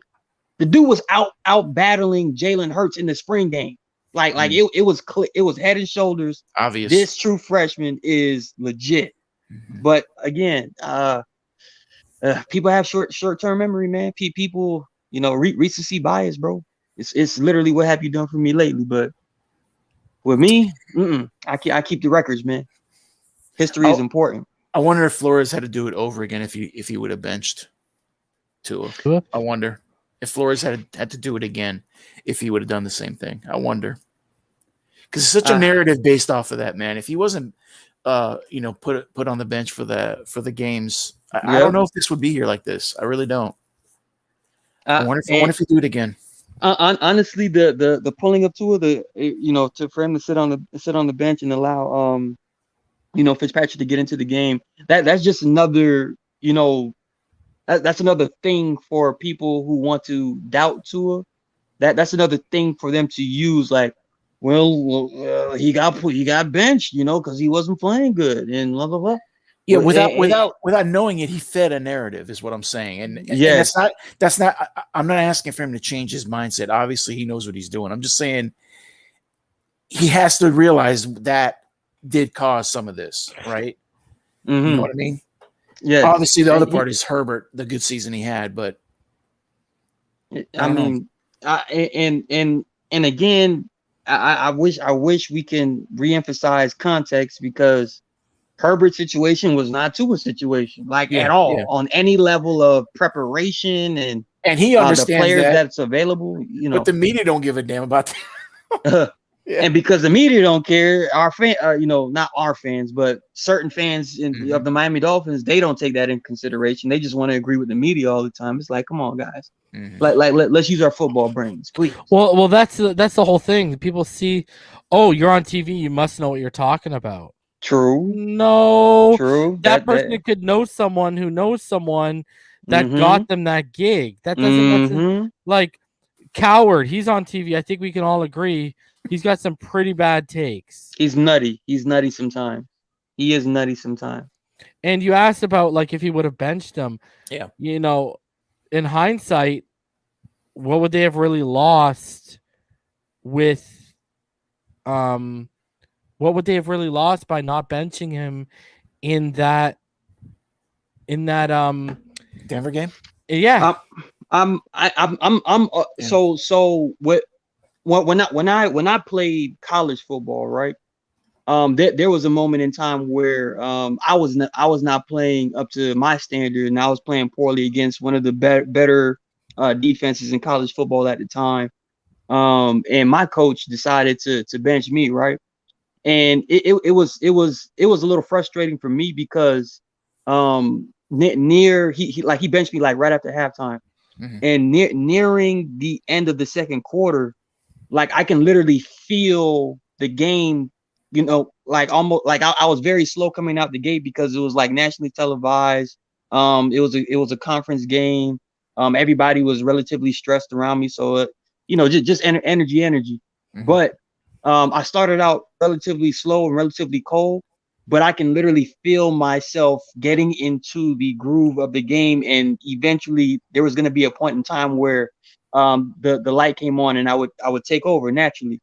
But because there were so many things around it, my coach felt like his hand was forced to bench me, and I was highly upset about that. But that's the story with me. I can't imagine what it's like to be in the NFL, and like for instance the Denver game with Tua, he's struggling and he's trying to get his feet under him. He's trying to get things to where coach, I'm gonna get it.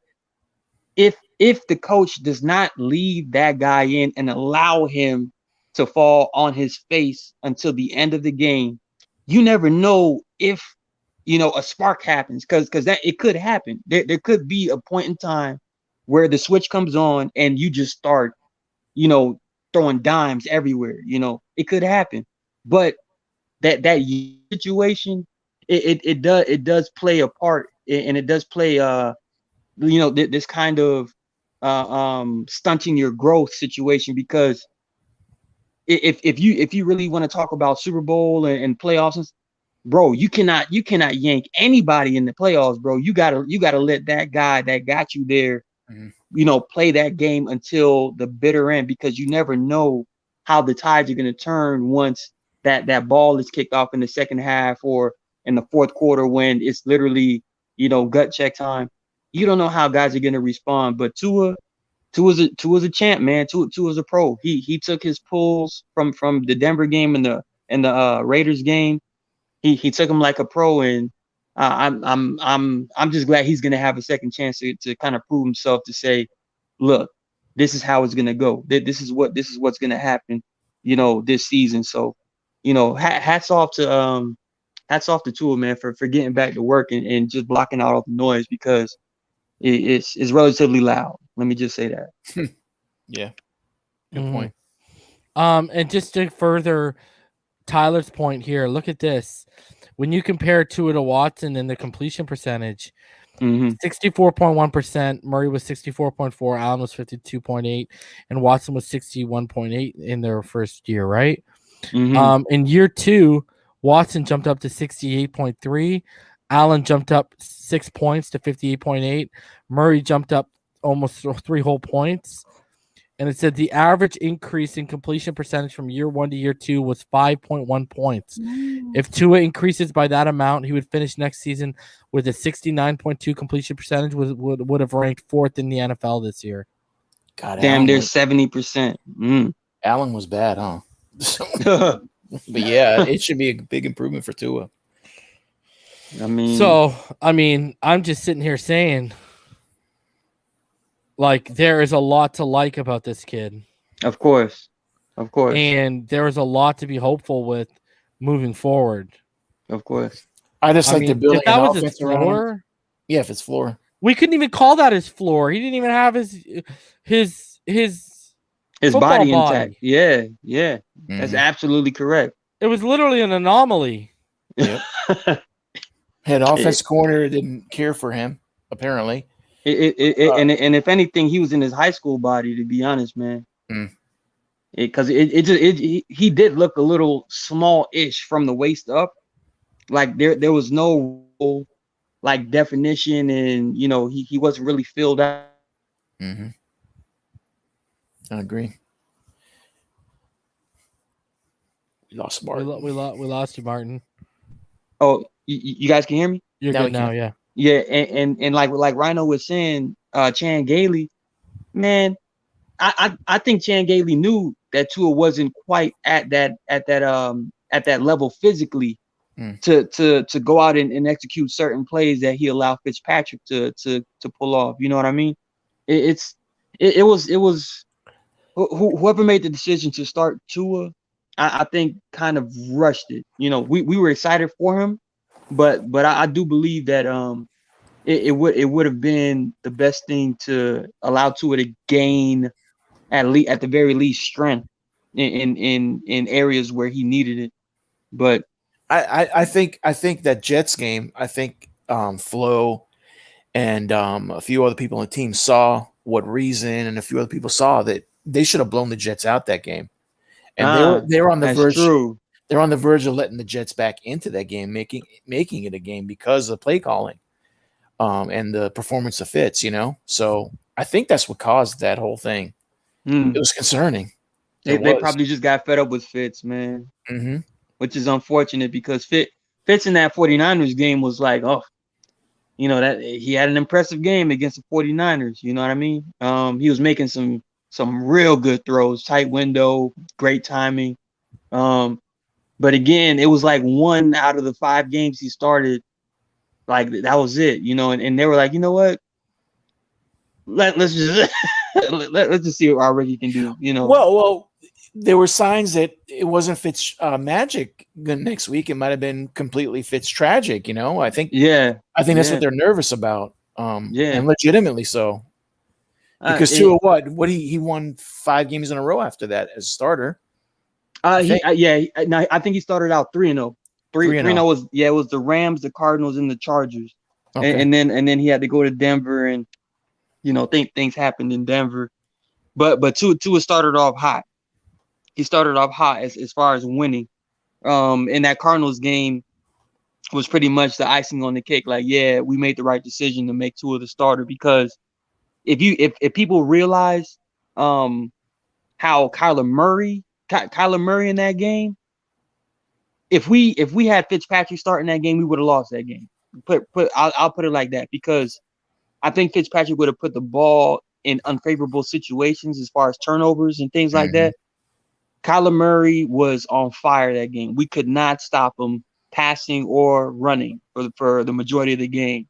So if it got to the point where we're turning the ball over and Kyler Murray's getting like short fields and stuff like that, I think it would have been the complete opposite as far as how that game would have resulted. I think we probably would have got blown out in the Cardinals game because, you know, Fitz, you know, at that time early on in the season, he just couldn't stop throwing picks, bro. Like it is what it was. So I mean, yeah, I think everything lined up for Tua to start, but I think they knew, especially Gailey, and you know, Fitz is Gailey's, you know, main prize. That's the reason why he got hired, in my opinion. But when you have that situation where you're like, damn, should we start this kid even though he's not at full strength? I get. They said, I guess so. Since he doesn't turn the ball over, you know, we got a great defense. Fuck it, throw him in. Yeah, so they're looking for a quarterback to not blow the game, not turn it over. Right. Exactly. Right. And two is that and more, because when he gets in those situations where he's just lights out making big plays, you know, through the air, that's when it gets real. That's when it gets real quick. Agreed, man. Okay, guys, I've dropped the link if some of you guys want to come up here and give your thoughts on what you saw with Tua. The video. If you guys want to talk about McKinney, looking like potentially he's going to see some reps off edge and he's going to play more than just inside linebacker. I'll drop it one more time for you guys to come up here and give your thoughts. Bro, these fools on this guy on Twitter. What a retard, bro. Same guy. Yeah, it's just an idiot, bro. People trying to save faces, it's almost cringeworthy to watch. Cash, Logan, what's going on, guys? What's going on, guys? How you guys doing? Hey guys. Hey, what's going on, brother? What's up, fellas? How you guys doing tonight? Doing good. So what's on your guys' mind? Well, I mean, for me, I'm checking in the show. I came in a little bit late, but just doing the use, checking you guys out, listening to the stuff, checking out the articles you were dropping. The Lions arrived. Whoa. What's going on, Sharif? Hey, how's it going, guys? Fans up. Great show. What's up, Reason. Martin, you on What's point. up, Reeve? Appreciate that, Reeve. What's up, man? You okay? Great, man. Is the lion ready? Yeah, man. I'm riding with my horses. Lions ride with horses now. Okay. Bro. Are you like living out in Narnia or something like that? What's going on, bro? Jeez. So what's going on, man? Sharif, bro? I fear to ask what's going on in that head of yours. I can tell you one thing. Little auntie is in there. Oh Lord. Oh my God. He brought back memories. Hold on a sec. I gotta throw up. Oh my God. I just wanted to say, if anyone gets a chance, go check out the AFC East roundtable, because right when TD started talking, he made the funniest thing ever. Bro, I think it was funny though what he said. Yeah. What did he say, Logan? He was trying to say, like, would you guys consider this a franchise quarterback? And he didn't name the quarterback, and then he because he hates. I mean, Josh Allen. He doesn't like. I mean, he thinks he's trash. And he just said, to mainly Dan Mitchell, would you consider this a franchise quarterback? His entire game in the AFC East, in the AFC conference game against the Chiefs, and Dan Mitchell said no, and then he said, "Oh yeah, it's Josh Allen." And he was like, "Yeah, he just listed out the stats without naming the player." Yeah. Wow. Damn. That's pretty savage. But we got another lion in here, bro. A real one. Look at him. What's good, guys? Hey, how's it going, Pyro? Man, what happened to the fire, bro? you sounded down in the dumps, man. Someone says you sound like Eeyore from Winnie the Pooh, Sharif. No, man. Hey, you know why I'm excited too? You don't sound excited. I would. Well, it Yeah, really man. I was confirms like, it. what What I've the- noticed in this community is a lot of stuff is just being confirmed, and we're not even surprised anymore. I'm How just about the saying, Robert FBI Hunt being got you. kicked in? Reason tweeted it out. I like that tweet. Reason tweeted out about Robert Hunt being kicked in when we already knew, but everyone else just knew. So, Yeah, I've been fighting people up and down. Like this idiot that I'm talking with right now, he basically tried to say kicking Hunt in to guard devalues the pick at 36. And I was like, no, that's just helping him reach his ceiling. And then he tried to say that kicking Penei Sewell from left tackle to right tackle devalues him. wow.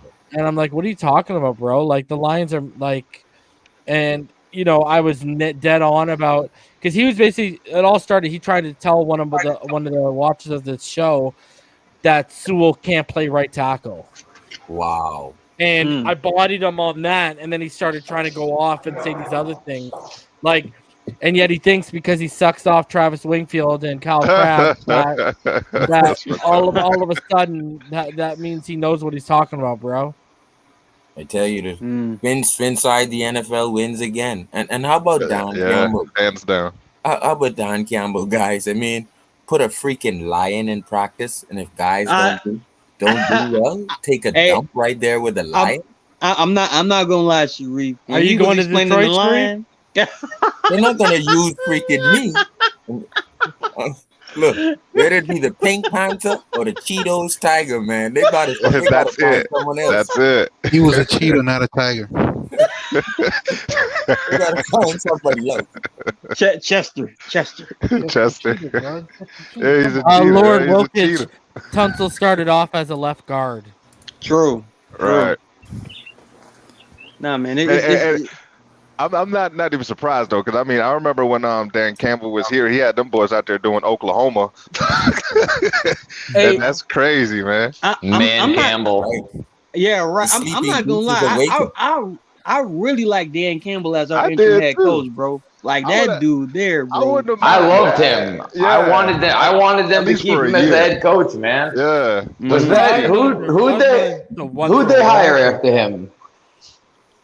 What year was that? Was that Philbin after him? Philbin? I think it was Philbin. Nah. It was Todd Bowles, then Philbin, then Dan Campbell.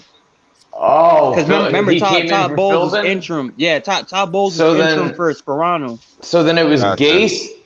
We hired Gase after Campbell. Yeah. Yes. Yeah. Damn, we were better off sticking with Campbell, man. You should have rolled that way, bro. No, that's right.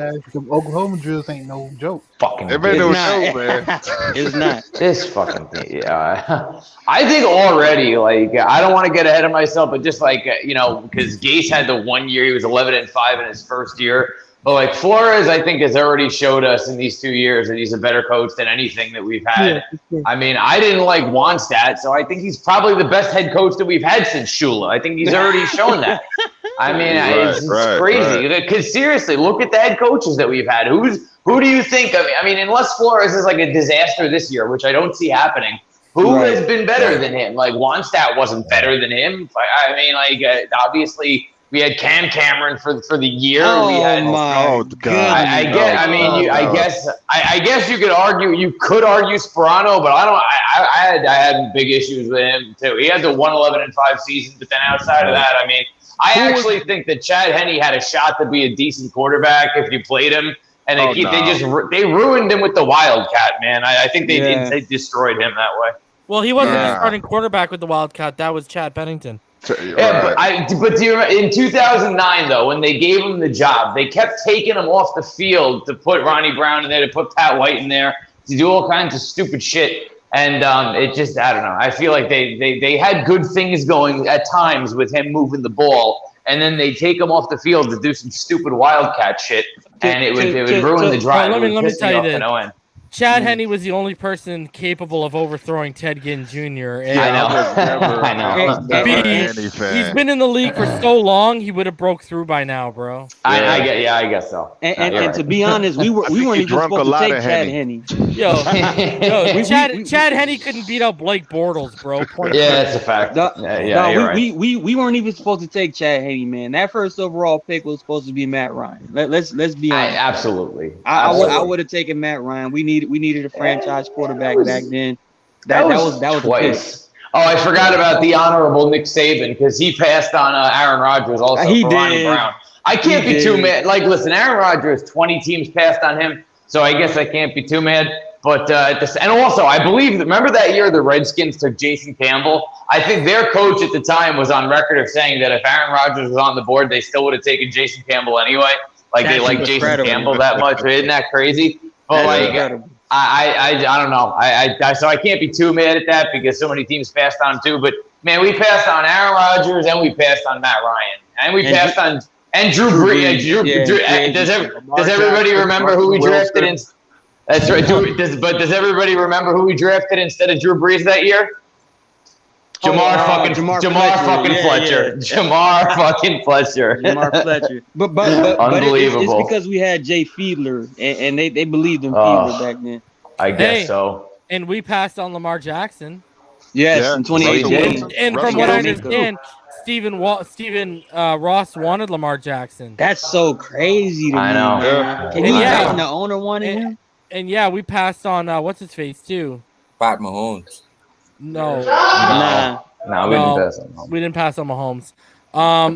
What the hell? Cash just said his name. Yeah, Russell Wilson.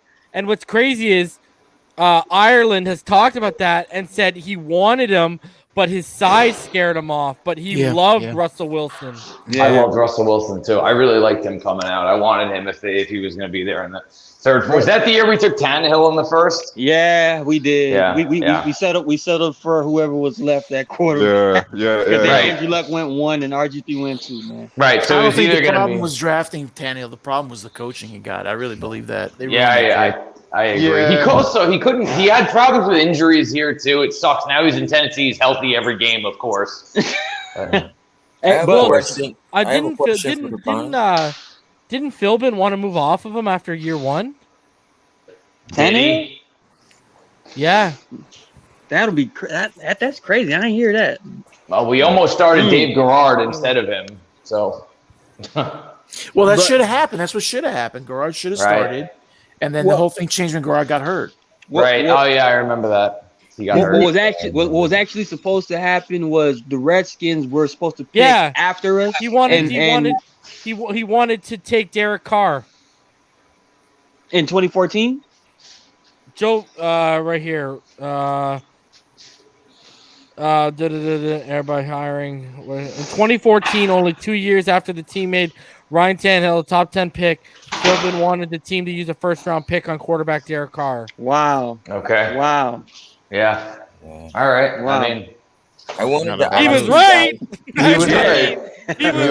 I mean, yeah, but would Philbin have ruined Derek Carr also? You know what I mean? Yes. Who knows? I don't know. Derek Carr had bad coaching and had that MVP caliber. That's true. But then he had the injury, and he's never been the same since the injury. That's very true. Right. Yeah, man. I mean, Derek Carr was a G. From coming out of Fresno State, he had Devontae Adams. He had Devontae Adams. Way better than his brother, bro. He's way better than absolutely. Yeah, his brother. His brother's woes actually taught him like what not to do. You know, you remember how good the Raiders were that season? Very good. Yes, they were going to make real noise if he didn't get hurt. I believe so. Yeah, he would have definitely took him to the divisional, potentially the AFC Championship game that year, bro. That's how on fire they were, bro. My thing I couldn't get over Tannehill's deep ball. In those first couple years, he was one of the worst deep ball throwers. Yep. Mike, if I was Mike Wallace, I would have been pissed too. Oh yeah. Wow. Like the reason why Mike Wallace didn't work out here was because Ryan Tannehill, not because of Mike Wallace. Because I really think he wanted to be here. He wanted to be in Miami. Yeah. Wallace was one of the better deep receivers in the league at that time, and Tannehill couldn't hit him. He just couldn't hit him deep, and now Now he's one of the better deep ball throwers in the league. It's just ridiculous. And that's why I always give Tannehill credit, though. He realized the weakness and he always worked and he kept working. Got better. That's what I'm saying. He was Bro, really I was absolutely crushed and done on Tannehill when he's like, "Oh, guys, I got a doctorate in sports science. Hold on here," and he goes to that stem cell stuff instead of getting the surgery. Yeah, and then the next training camp on a non-contact play, he blows his knee again. That's when I was out on the guy, bro. I was like, "Yo, bro, he's not smart enough to he's stubborn enough that guys, don't worry, I went to school for this." Okay, you know what I mean? Bro, I'm a professional. Don't worry, guys. It's like, I think he was a color? doctor. I think he was. But I remember. No, he I put remember sports with medicine. Yeah, but he should have gone the regular route. You're right, bro. You know what it reminded me of? Have you ever seen In Living Color? Do you remember Fire Marshal? Fire Marshal. Hey, I'm a fire marshal. That's Tannehill, bro. It's okay. I took sports medicine. I got this, guys. Fucking guy, bro. I was thinking of another Jim Carrey. It's okay. I'm a limo driver. Yeah, bro. And I had such high hopes for that season when he hurt himself again, bro. Yeah, me too, man. Dude probably took like one sports medicine class to be. He's like basically he's not even more qualified to be like a personal trainer. Basically, bro, and he's up there talking about a doctorate. He's not even qualified to be a pharmacist, bro. I wouldn't. I know. Good. I know. Remember that shit as an elective. I know. Actually, pharmacist is hard to get. I have a question for the panel. What do you guys think about the predictability of the offense, seeing that Godsey and Studsville aren't having, and they aren't having cameras or anything to the training camp now? When the season starts, you think the offense will be too easy for teams to figure it out because these young guys won't pick it up, or you think it's going to be complex? I don't have the answer to that question. No, majority of the work is done. Raven put it together good the other day. You know what I'm saying? I think he put the pieces together when Gaskin came out and said that, it's a new playbook.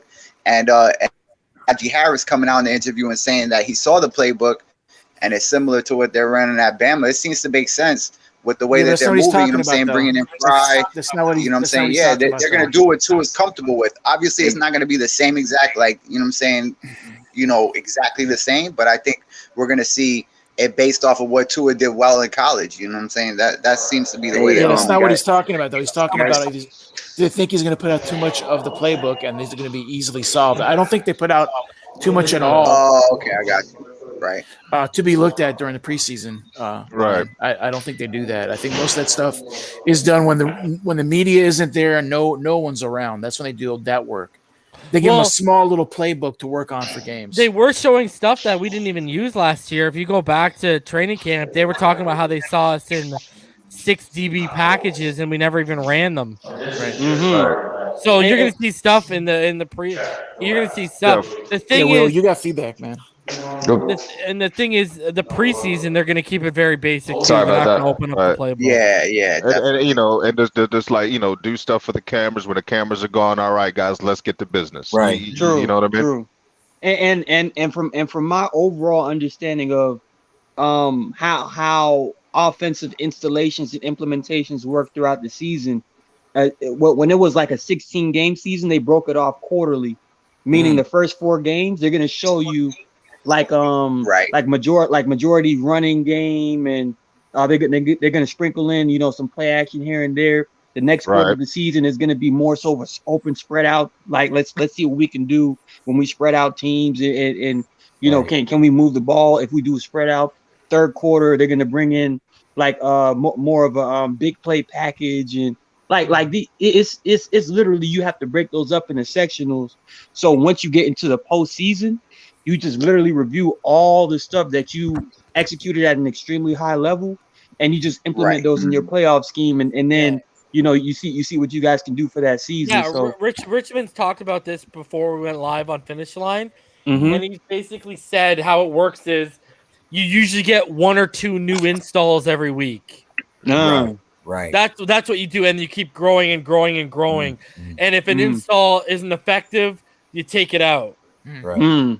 Now, as for the execution, You just don't throw the full playbook at them like week 1 and week 2. You can't. Yeah, you cannot. So do the So the next thing is the execution of Waddle and Fuller to expand on that playbook, right? Oh yeah. When you're talking when you add those type of players, because everything is literally about what can that player do best, right? And DVP, Preston Williams, what they do best is jump ball. If you put the ball in a particular particular vicinity, they use their length, they use their wingspan and their catch radius, and they make those type of catches. Waddle and Will Fuller, you clearly know what you're getting out of those two. So now you have to put those guys in positions to catch those deep passes, those short passes that usually turn into yak and big gains like that. Yeah, you literally implement plays by getting put in their position. Martin Reason, let me ask. Let me ask you guys a question. You think that, I know the Dolphins got like a tough schedule, like first 8 games is gonna be pretty brutal, right? You think Miami is gonna spread the defenses out and hit them with a punch early, like by putting out more, like playing more out, like more empty formations. Well, you're gonna see spacing, right? And spacing is basically a quick passing concept, where it has like 3 receivers running a 3 route combo, right? The innermost receiver is going to run a flat, middle receiver is going to run a spot, and the outer receiver is going to run like a hook route. You're going to see meshes because, even Will Fuller talked about, don't forget what I can do underneath, right? He said, don't think I'm just doing boundary. You're going to see mesh combos. You're going to see levels. I don't know if you guys know what levels are, but levels is basically when you're on one side of the football and there's 3 different dig routes being ran. Right. Yeah, at different levels. You're gonna start seeing stuff like that. You're gonna see shallow crosses. I wouldn't even be surprised if you do a Salem where, your outer guy does a hitch to draw them up, and then the inside guy, the slot guy, he goes out and he runs a deep dig route behind him, right? Because that creates space. You know what I mean? Like, you're gonna see a lot of spacing stuff going on here. You're gonna see smashes, high-low concepts. High-low concepts. Like, think of it. If I'm gonna do a smash concept, and I put Will Fuller, and let's say I put Will Fuller and Waddle to the left. Let's say I got Fuller on my outside of my boundary. I run, with him. I don't know if you guys know what they are, but if the outside guy, so Fuller, I'm going to run a hitch, right? And then that inside guy, Waddle, because they're so fast, right? I'm going to run a corner route with him over top. And what I'm kidding you with is I got a guy who's going to get that break into the out of the corner really quickly, and either he's going to separate and be open because they'll bite on the hitch, or they'll drop back with that corner. And now on that hitch route, I get the ball into Fuller's hands, 4-3 speed, and I say, yo, go get him. Yeah. Watch that defense. Along with the cushion of about 10 yards for Fuller before the snap. Exactly. Because I think that with the speed that we have, we are definitely going to be stressing and putting, a lot of emphasis on the safety to make decisions. Am I going to go this route? Or, man, these guys are already on me. I need to turn my hips and keep pace with them. So while all of that's happening, again, here comes Gesicki. You know what I mean? Here's DVP coming across the middle for the it's jump going to be ball. a fun season. You see what I'm saying? How about that boundary where both receivers are almost on opposite sides of the football field? What offense is that? Say that again. Where they spread them out so wide, they try to get the spread. Spread offense. They spread. Spread offense. Like it's spread wide to boundary. Well, that's literally called a spread offense. Right. And man, with the spread, you're trying to spread everyone out as far as possible. Right. That's what you're trying to do with that, right? And boy, if you give those guys space, I'm telling you. No, and the Dolphins are probably going to implement a lot of shallow crossing routes and stuff like that. to And try they've to already like burn talked the about corners. there's gonna be a lot especially. of be a lot of screens and RPO involved too. Yeah. Oh yeah. Yeah. Mm. So The only problem with Starting- RPOs, this is your only problem with RPOs from the collegiate level to the NFL level. The rules are a little bit different about linemen going downfield. Yeah. That's Yeah. why the ball's got to be out, right. like bang bang. Good point. Ball's Good got to point. be out because it's not like college where they're And a little more lenient with that. I'm starting to believe that I think they're gonna go with the pass to open up the run concept because I think the receiving room, including wide receivers and tight ends, I think they're probably going to be our strongest unit on offense, and with Tua coming in and we got Jacoby behind him. These are precision passes, so I think we're going to put a lot of pressure on the defenses to try to catch up with us as far as our passing game. And then obviously, with the running back by committee, when you're talking about passing in order for us to run, when you have fresh legs like a Gaskin, Ahmed, and Brown, who's underrated in my opinion, that's what really wears down the defense later on in the game. So absolutely, and what that would show, Martin, is the confidence in Tua to pass the ball 25 times. But at least. Yes, I believe Tua is actually going to answer all of those challenges of being that main guy from the with first the snap. shots and with the shots that he's going to be taking down the field. Of course, you're not going to be able to crowd the box. Right. There goes your lanes. There goes your opportunities to bounce it outside or whatever we need to do. But if you are worried about the pass, you got to send somebody back in coverage. Yo, fellas, remember how sleek and how awesome the offense looked when Tua was running in that 2-minute pace? That's what I envision this offense is going to be like this year, man. You're just it's gonna be like a Ferrari, fellas. We're gonna be slick, fast, moving that ball, man. Tua in rhythm, moving their feet. Oh man, it's gonna be a thing of beauty, man. I'm really getting excited. That would be like Arizona game, right? Tua Pretty was much, the top 10 quarterback. Yeah, Tua was the top 10. He was the top 10 quarterback running the no huddle, hurry up offense, bro. And that was just as a rookie with no, off season training and none of that. I would imagine with just these weapons, bro. The thing is that Chan Gailey was relatively uncomfortable running a no huddle because that's not what he does. And Chan Gailey, he's a smart guy. He just doesn't want to run that all the time, right? He doesn't want to emphasize on, be too reliant on that, right?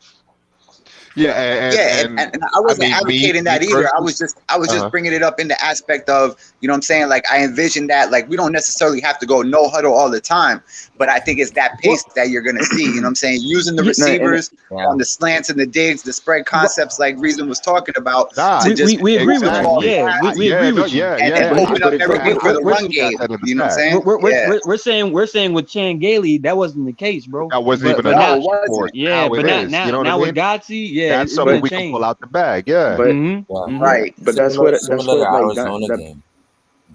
but that's what like Dante Colonelli said, that you couldn't be too reliant on the no huddle offense for so long, that you could do it when you needed a spark on offense or it's a close game or something like that. You know what I'm saying? I was about to say, ask the Buffalo Bills with that K gun, bro. That shit, and not to put Gaskins in that stratosphere, but you talk about a running back like Thurman Thomas, that was one of the best catching running backs out of the backfield in NFL history. Gaskins can provide that for you if you put him in those situations. That's why I said Dave Maggott or Mitchell from Philly. You remember Mitchell from Philly? Freddie Mitchell? Yeah. Or back in the McNabb era. That was Brian. That was Brian Mitchell. Brian Mitchell was the kick returner. Yeah. Oh, you're talking about the returner. I'm talking about Freddie Mitchell, the receiver that put on the belt. Brian, I just want to thank my hands for being so good. Yeah, Brian. Crazy hair too. Yeah, he did. Hey, Reason. I remember this chart from the wide receiver breakdown. I was gonna mention this to you. Yeah. You look at him under the no huddle. I mean, you're almost at a 70% clip. Like his That's interceptions, incredible. you know, his interceptions. Look at him against the blitz. That is ridiculous. I know. Like you're out It there was to say carving that. up blitzes, man. What does it say there? 4 interceptions, or I can't see that. Oh, and no blitz. In the blitz. He had no blitz. He had 4 interceptions. Under blitz, he only had 1. And then he had no interceptions in the huddle, and all of his interceptions came from huddle out of shotgun. And I cannot look at him. Everyone was worried about him under center, right? Mm-hmm. Yes, the completion percentage at 47.2 leaves a lot to be desired, but he had 4 touchdowns and no interceptions. Right. And I cannot believe the press conference of Sean Daly after that game of the no huddle. Oh, I didn't know he could do it. It looks like he can handle What it. a dick. What a dick. Hey, you had to use the old man voice. I didn't know he can do it. I couldn't believe it. Where's Pyro? Geriatric fuck. That's Pyro's too busy shooting down cysts right now. Yeah, man. I'm really playing Battlefront again. I'm sorry. They should be studying tape. They should be studying tape of what the Colts did in the mid 2000s. They were Reggie Wayne, Marvin Harrison, and Brandon Stokely and Dallas Clark, like Edgerrin James. Like I'm not saying these guys are that, but we have the kind of personnel to run that type of shit. Like call me crazy, but like as a fan, again, like I'm 33, so I've been a huge fan since I'm like 12 when I got the DirecTV football package, and like so like back in like 99, 2000. And like I can't remember a time as a fan when we had this kind of personnel on offense where you have really prototypical outside receivers. You have a ton of speed. You have the really good receiving tight end. I mean, I'll give you some perspective. Sharif, guess what? It took half of the game to Gaston to get half of the carries and Ahmed to get the next half. This dude didn't play 4 games, and he could have been by pace 4th in the NFL. Hey, all Sharif. purpose from scrimmage. Yeah, Hey, Sharif. Yeah. Go ahead. What did I tell you about the Panthers in the playoffs, bro? Oh man, we got Phinish again. I told y'all they're too experienced, bro. You're not beating the Tampa Bay Lightning right now.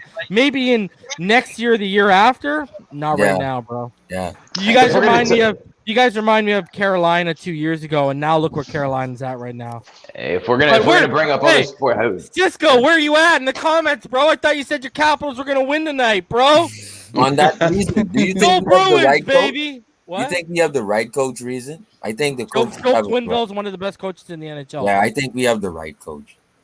One of the best coaches. You guys are just too young, bro. Listen, playoffs are in any sport. Playoffs are a different beast than the regular season. Absolutely. You guys, like your top guys, Barkov, Huberdeau. They don't have like 2 Barkov. Well, here's the thing. Tampa, from front to bottom, they're the same team that's returning from winning the cup the year before. Yeah. Okay. And the year before that, they set the NHL record for the most points in a regular season. Right. So like this is Tampa, and you got to remember, go back to when we won. Which one? We won back-to-back. Penguins won back-to-back in 2016, 2017. I think it was 2016. It was 26. I think it was 26. It was 2016, but it might have been 2017. Anyways, we played them in the Eastern Conference Finals. Tampa. That was Vasilevsky's first ever. He took over the job from Ben Bishop. He was not a starting goaltender yet. He took us to 7 as a rookie. He took us to 7, bro. He was shut down. So, and that was in the Eastern Conference Finals. Yeah. So they've been going deep since 2016, bro. Tampa's legit, dude. Like they're one of the deepest teams in the NHL, man. Like you guys you're not there yet. One of my teams I love, if you watch Pens and Pucks, I love watching the Carolina Hurricanes. And you guys are literally where the Hurricanes were 2 years ago. Yeah. 2 years ago, the Hurricanes got into the playoffs. They were a young core. They started making some noise. They got knocked out in the first round. Last year, they went pretty deep. This year, they're making quick work of the Nashville. Yeah. They beat them again tonight. I was taking us more to Calgary with Mika Kaprizov a few years ago. That hot team, and then now they got hot and got busted. Yeah. But you guys are watching the basketball. Don't know who I'm talking about. Mika Kaprizov is one of the good goaltenders in the league. You guys have you guys seen the basketball playoffs? No, my Not Raptors really. are out, so I'm not really. If we're bringing up other sports, how about Corey Kluber throwing a no hitter tonight? I'm a big Yankee fan. Take a look at that. I just seen that notification. Who's a Yankee fan? Who's a Yankee Me, fan? Will, right you're here. you're a piece of shit, bro. I'm a Long Island guy, bro. What are you gonna do? Then you should be a Mets fan, bro. No, oh God, no, I can't do it. It's just how I was raised. It's a double edged. So my dad raised me as a Dolphins fan and a Yankee fan. It's a weird combination, but that's how it went. Man. Sure is. So you stole the Marlins' good player. You got it. Juan got Oh, bro. If God. there's any team in any sport that buys championships, it's the New York Yankees, bro. It used to be. The payroll's not what it used to be. I think the Mets have a bigger payroll than we do now. They got more ability to buy players now anyway with the new owner. Good. I know. Good. Finally. I don't hate them. I don't hate the the one Mets. with the Marlins. He won it. He bought all the good players that year and said, and then after they won the championship, he said, you need to put a salary cap on this thing, bro. He knew he bought it. He knew he bought a winning team. What was it? What year was that when they won with Levon Hernandez? And they had all those. They had that great catcher. That was in '97. That was in '97. Didn't Hyzenko own the team at that point? Yeah. Wayne Huizenga. Yeah, Wayne Huizenga. Yeah. That's true. You guys. I'll never forget the Marlins clipped us in 2003, man, with Josh Beckett. So Good. Good.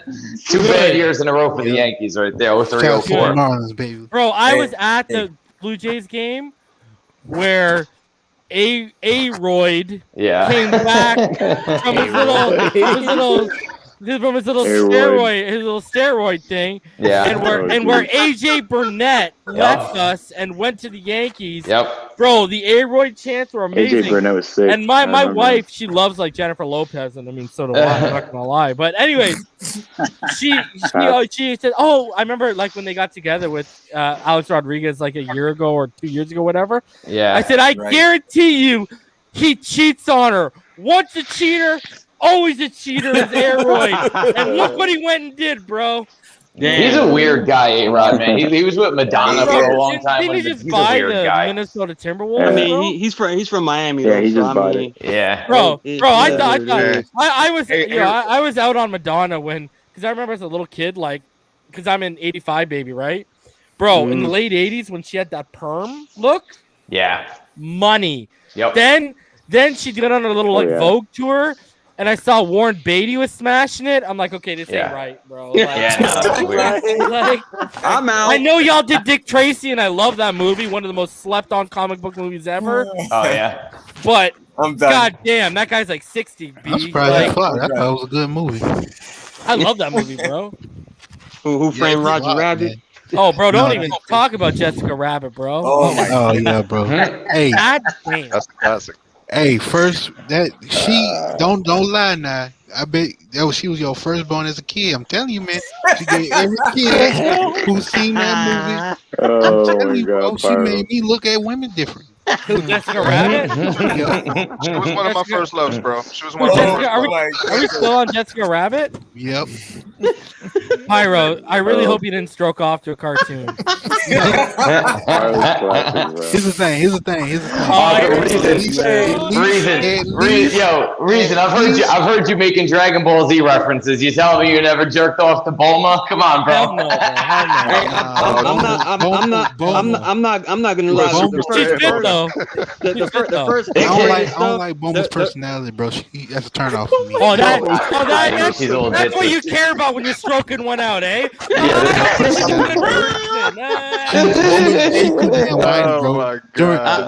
the freezer, during the Planning arc, how whining that bitch, I was like, man, fuck this bitch. One of my favorite cartoons is nowadays one of my favorite animes is 7 Deadly Sins. Okay. Mm-hmm. Yo, Elizabeth is on fire out here. Hey, Merlin can get it too. Reason. Let me tell you something right now. Elizabeth know what she's doing by wearing that outfit, bro. She know what she's doing. You just be watching that show being like, damn, girl, you teasing me up there, huh? She know that skirt too short to be running around in those fights. She knows damn well that be running around that short behind skirt in those fights. Bro, I play one of my gotcha games that I play is Seven Deadly Sins Grand Cross, and every day when you log in, she brings you your login reward, bro. Nice. I just log in to see her, bro. I don't even like, you know what I mean? You just get it to log out. You know what I mean? Let me just I tell just you want to this, send a man. message out there. All these cartoons. Don't all even these start talking about Horny Lily, bro. All these cartoons. That's what I'm about to bring up. All want these to send a cartoons message. are better than Aunt Lily. Every last one of them. Oh wow. Amber Heard. That's all. Shout I out, gotta say. shout Oh, out don't you to start! beautiful Don't start Dolphins. me! Don't One do of it, my man. one of my mods likes a girl who shits on the bed, and the other one was out here salivating over threes, bro. Not even, bro. 2.5. I don't know what's going on, bro. 2.5. 2.5. You're being Beautiful. friendly, bro. Yeah. No, bro, that's Shout out to that's that a ain't zero. Dolphins No, fans. bro, that's a negative Negative 3.5, 3.2. bro. Yeah, That's bro. a negative 3.5, bro. You are literally the title. man. With that, you are literally the title of one of Kanye's greatest album, bro. Beautiful Dark Twisted Fantasy, bro. Let me I tell don't you know this. what's going on there, bro. The house Damn, that she, Sharif, the bro. house that Come she on, was man. set up in, the house she was set up in looked like a trap house. I'm just saying. I'm just saying. Oh, my It God. looked like a trap How house. the hell would But you she know what look a like- trap house looks But like? she look like a Wait a trap. second. What I'm you just talking saying. about, bro? I'm just How would you saying. know? Oh man. Just saying. Wait, Yeah. Connor, what are you trying to tell us, Shout bro? out to the beautiful Dolphins I'll talk fans. about that Shout out to backstage. Joy Taylor. Backstage. Shout out to Taylor Rooks. All the beautiful Dolphin fans out there. You gotta send Bro. some Taylor love to them. Taylor Rooks is Dolphins fan? Shout out to Kay Adams, who always sticks up. Oh for yeah. Tua. Oh yeah. Oh big no, shout yo, out. she Yeah. that's a is dime. my He's off favorite, limits. bro. That's a Kay dime. Adams is He's my off limits. favorite. She Kay is is a adorable. Isn't Hey, is isn't it- isn't To Acosta reference Vegeta, it's over 9,000. Yeah, She more loyal than Joy Taylor. I'll tell you that much. Yo, see, here we go. Yeah. Joy Just saying. Taylor CT suspect, man. That's sad. says Gohan's GOAT. And she's a Early Chicago fan. Gohan Early. is GOAT. When Yeah. he became a teenager, Gohan became a bitch, bro. Yo, Super Saiyan 2 Gohan in the Cell Right. Saga was the most badass shit ever, though. That's That was exactly what I was thinking Let me about. tell Bro, you- with let me one tell you arm, he took down Perfect Cell, bro. Yeah, that was Yeah. what he did to the Cell Junior, smoking them all early when he went Super Saiyan 2. That was dope. That was one. That's like my favorite moment in Let me DBZ. just tell you, after Goku died, and then Buu Saga happened, Chi made him a fucking pussy. I said, God damn, what happened, Gohan? No, Bro, I hate. That's one. I I hate. remember- Like I hate Chi, bro. Yeah, Chi sucks. Chi She talked ruined too much. Gohan. Yeah. Hey, Bro, I she ain't was gonna lie, like, we she was like, way off she like, track. my son. This shit went off the rails. I But I like, remember. she like, But I remember. she's like, what you I in? remember. You was training? Bro, my boy, Hell nah. my boy, who's one of the biggest. That's a gacha game I've been playing for they just had their 6-year anniversary, which is like really rare for gacha games or whatever. Dokkan Battle, Dragon Ball Z, and one of my friends, he's one of the biggest Dokkan YouTubers out there. He has like 120,000 subscribers. Oh, Shout wow. out to Tiger Uppercut Media, and he actually hooked me up with my graphic guy. Bro, his girlfriend looks exactly like Android 18. Oh, like, damn. Wow. identical to Android 18, bro. Oh, He damn. did that on purpose. Oh, you Yep. know he did. Yeah, he did that. They just celebrated their anniversary. I said, yo, bro, put a ring on it already, bro. You know you're marrying that, bro. Yeah, really. All you need to do is throw in an Android 18 fit on her, bro. Done. That night's Yeah. gonna be epic. Talking about Derek role Gang. playing. You be Yeah. Derek Banks up in that. We know what she is for Halloween. Telling you, bro. You know. After they done trick or treating and shit, you know it's gonna be on the You popping stupid. at night. I'm telling you. Nah, that's why I love it when girls have crazy like blue and purple and pink hair and shit. That's all from my anime days, man. That's all from like my Yeah. childhood fantasies from when Yeah. I'm 13 years old. Absolutely. I'm right with Not you, anymore. man. They'd be screaming out. Yeah, They'd be damn screaming. Make her throw in a Sailor Moon outfit. You'll be Yeah. good. I'll be good.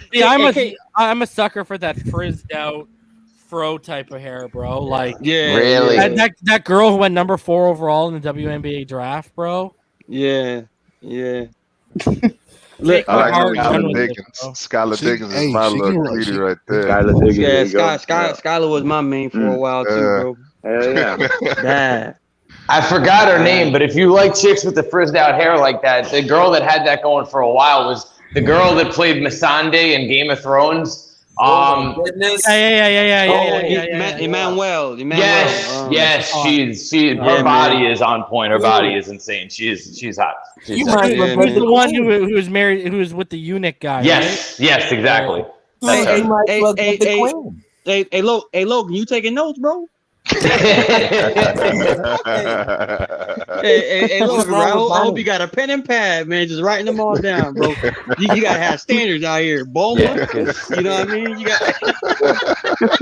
Look, man, I would take Donnie away from the dragon, okay? And that's the lion telling you that. That's a lion. What'd you say? What'd you say? I would take Donnie Daenerys away from the dragon, and that's the lion telling you.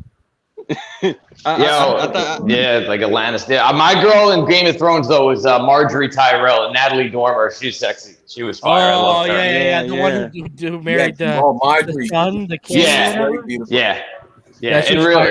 In real life, she's got that look with like half her head buzzed. I love that. Smoking. I ain't gonna lie, man. Most of the bitches in Game of Thrones can get it, man. Absolutely. Yeah, of course. Even the hoes that you see in like the threesome scenes and shit. Oh yeah, absolutely. What a time to be alive. He ain't lying, bro. What a time to be alive. The people who be in the backdrop hollering. Yeah, that's what I'm saying. I'm like, God damn, all you doing is hauling some potatoes, and I still you a hauling some potatoes. Bro, they just be in the background hollering they fruit and stuff, and you like, damn, Sansa. Oh man, that village dress, that peasant dress. Look, man, I would just die for Sansa. I just remembered her. She is a stunner. Who now? Sansa. Sandra? Oh, Sansa. Sansa. You know what's crazy? Because she was obviously super young when it started, right? Right. At the beginning of it, I was like, like she ain't gonna grow up and be very, you know what I mean? By the end of it, and when she did the X-Men movie, I was like, all right, I see you, girl. Hey, y'all don't judge me on this either, bro. My wife and kids is one of my favorite shows watching, right? Damon Wayans, Tisha Martin Campbell. You remember the little girl on that show? Parker McKenna Posey. Have y'all seen her lately, bro? She grew up hot. No. Oh my god, bro! Like look. Obviously, the show was the show. Oh snap! What she's doing right now, I'm like, yo, what the hell happened? Like, who turned her out, bro? Bro, Lord have mercy, man. Bro. She grew up, man. She grew up like for real. She rocks the hair I was talking about too, eh? Yeah, sometimes. Yeah. Do you remember Rudy Huxtable? Oh yeah, Rudy got grown up. Okay, we love Rudy too, man. We love Rudy, man. That's all I'm gonna say. Bro, don't you know that girl from Family Matters did porn? Yeah. How about Bernie Kosar's daughter? Have you ever looked up Bernie Kosar's daughter? Oh Lord, I heard about it. Yeah, I feel bad for him. Yeah. I mean, Bernie don't care. He be getting drunk every night, man. I know. My daughter's doing what? All right, let me take a shot, man. Oh my god. So we have now given out the energy that don't let us near your daughters. That sounds like Biden's family. I'm gonna tell you right now, man. The best comic book waifu or wife. Waifu. I said it. You said it right there, waifu. It's Black Cat, bro. Ever since Spider-Man? Yep, Black Cat. Felicia Hardy. Yeah, Felicia Hardy. Felicia Hardy with that white hair and that latex skin tight. Man, god damn it. I thought she better than Catwoman for sure.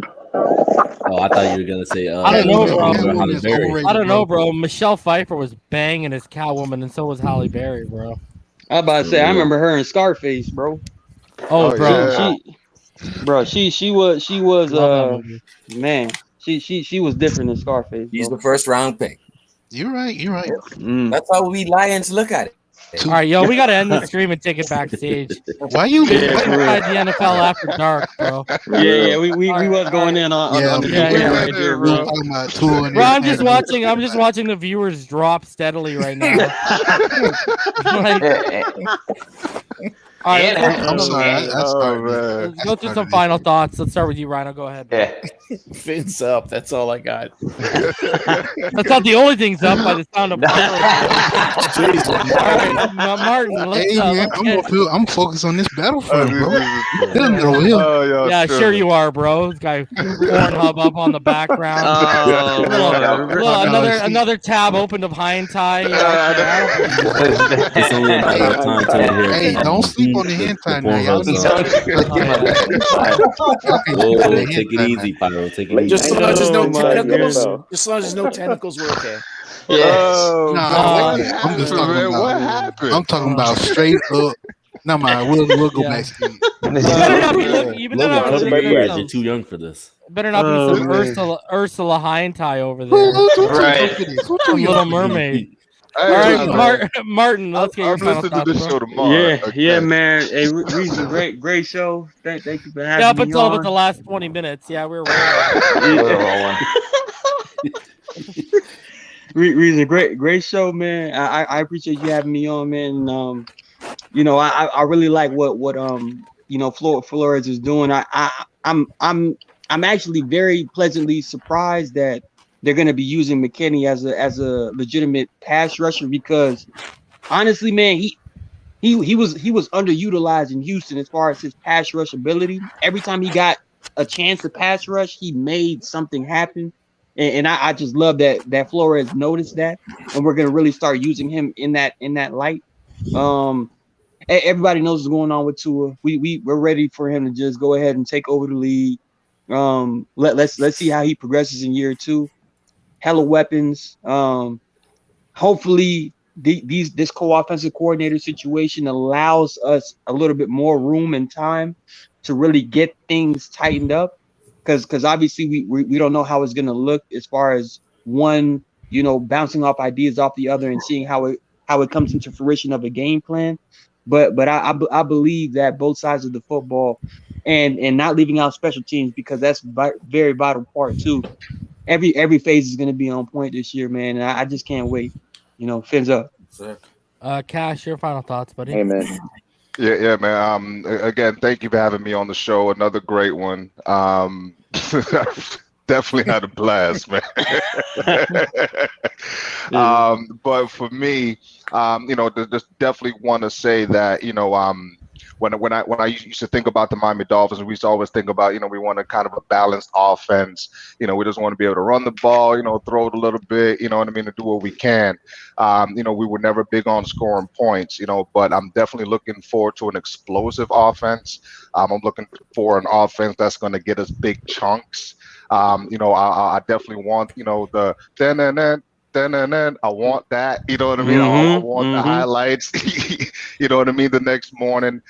That's really what I'm looking forward to. We have the pieces to do it. We got, again, the jump ball guys, we got the burners, we got the big guys coming across the middle, the athletic tight ends, and then, we got our nice little scat backs. So I really think the offense is really going to open up. We're not going to tailor that towards Fitzpatrick anymore. We're doing everything geared towards everything is geared towards Tua. So, Yes, I'm really looking forward for, some fireworks. Fins up. Pyro, your final thoughts, buddy.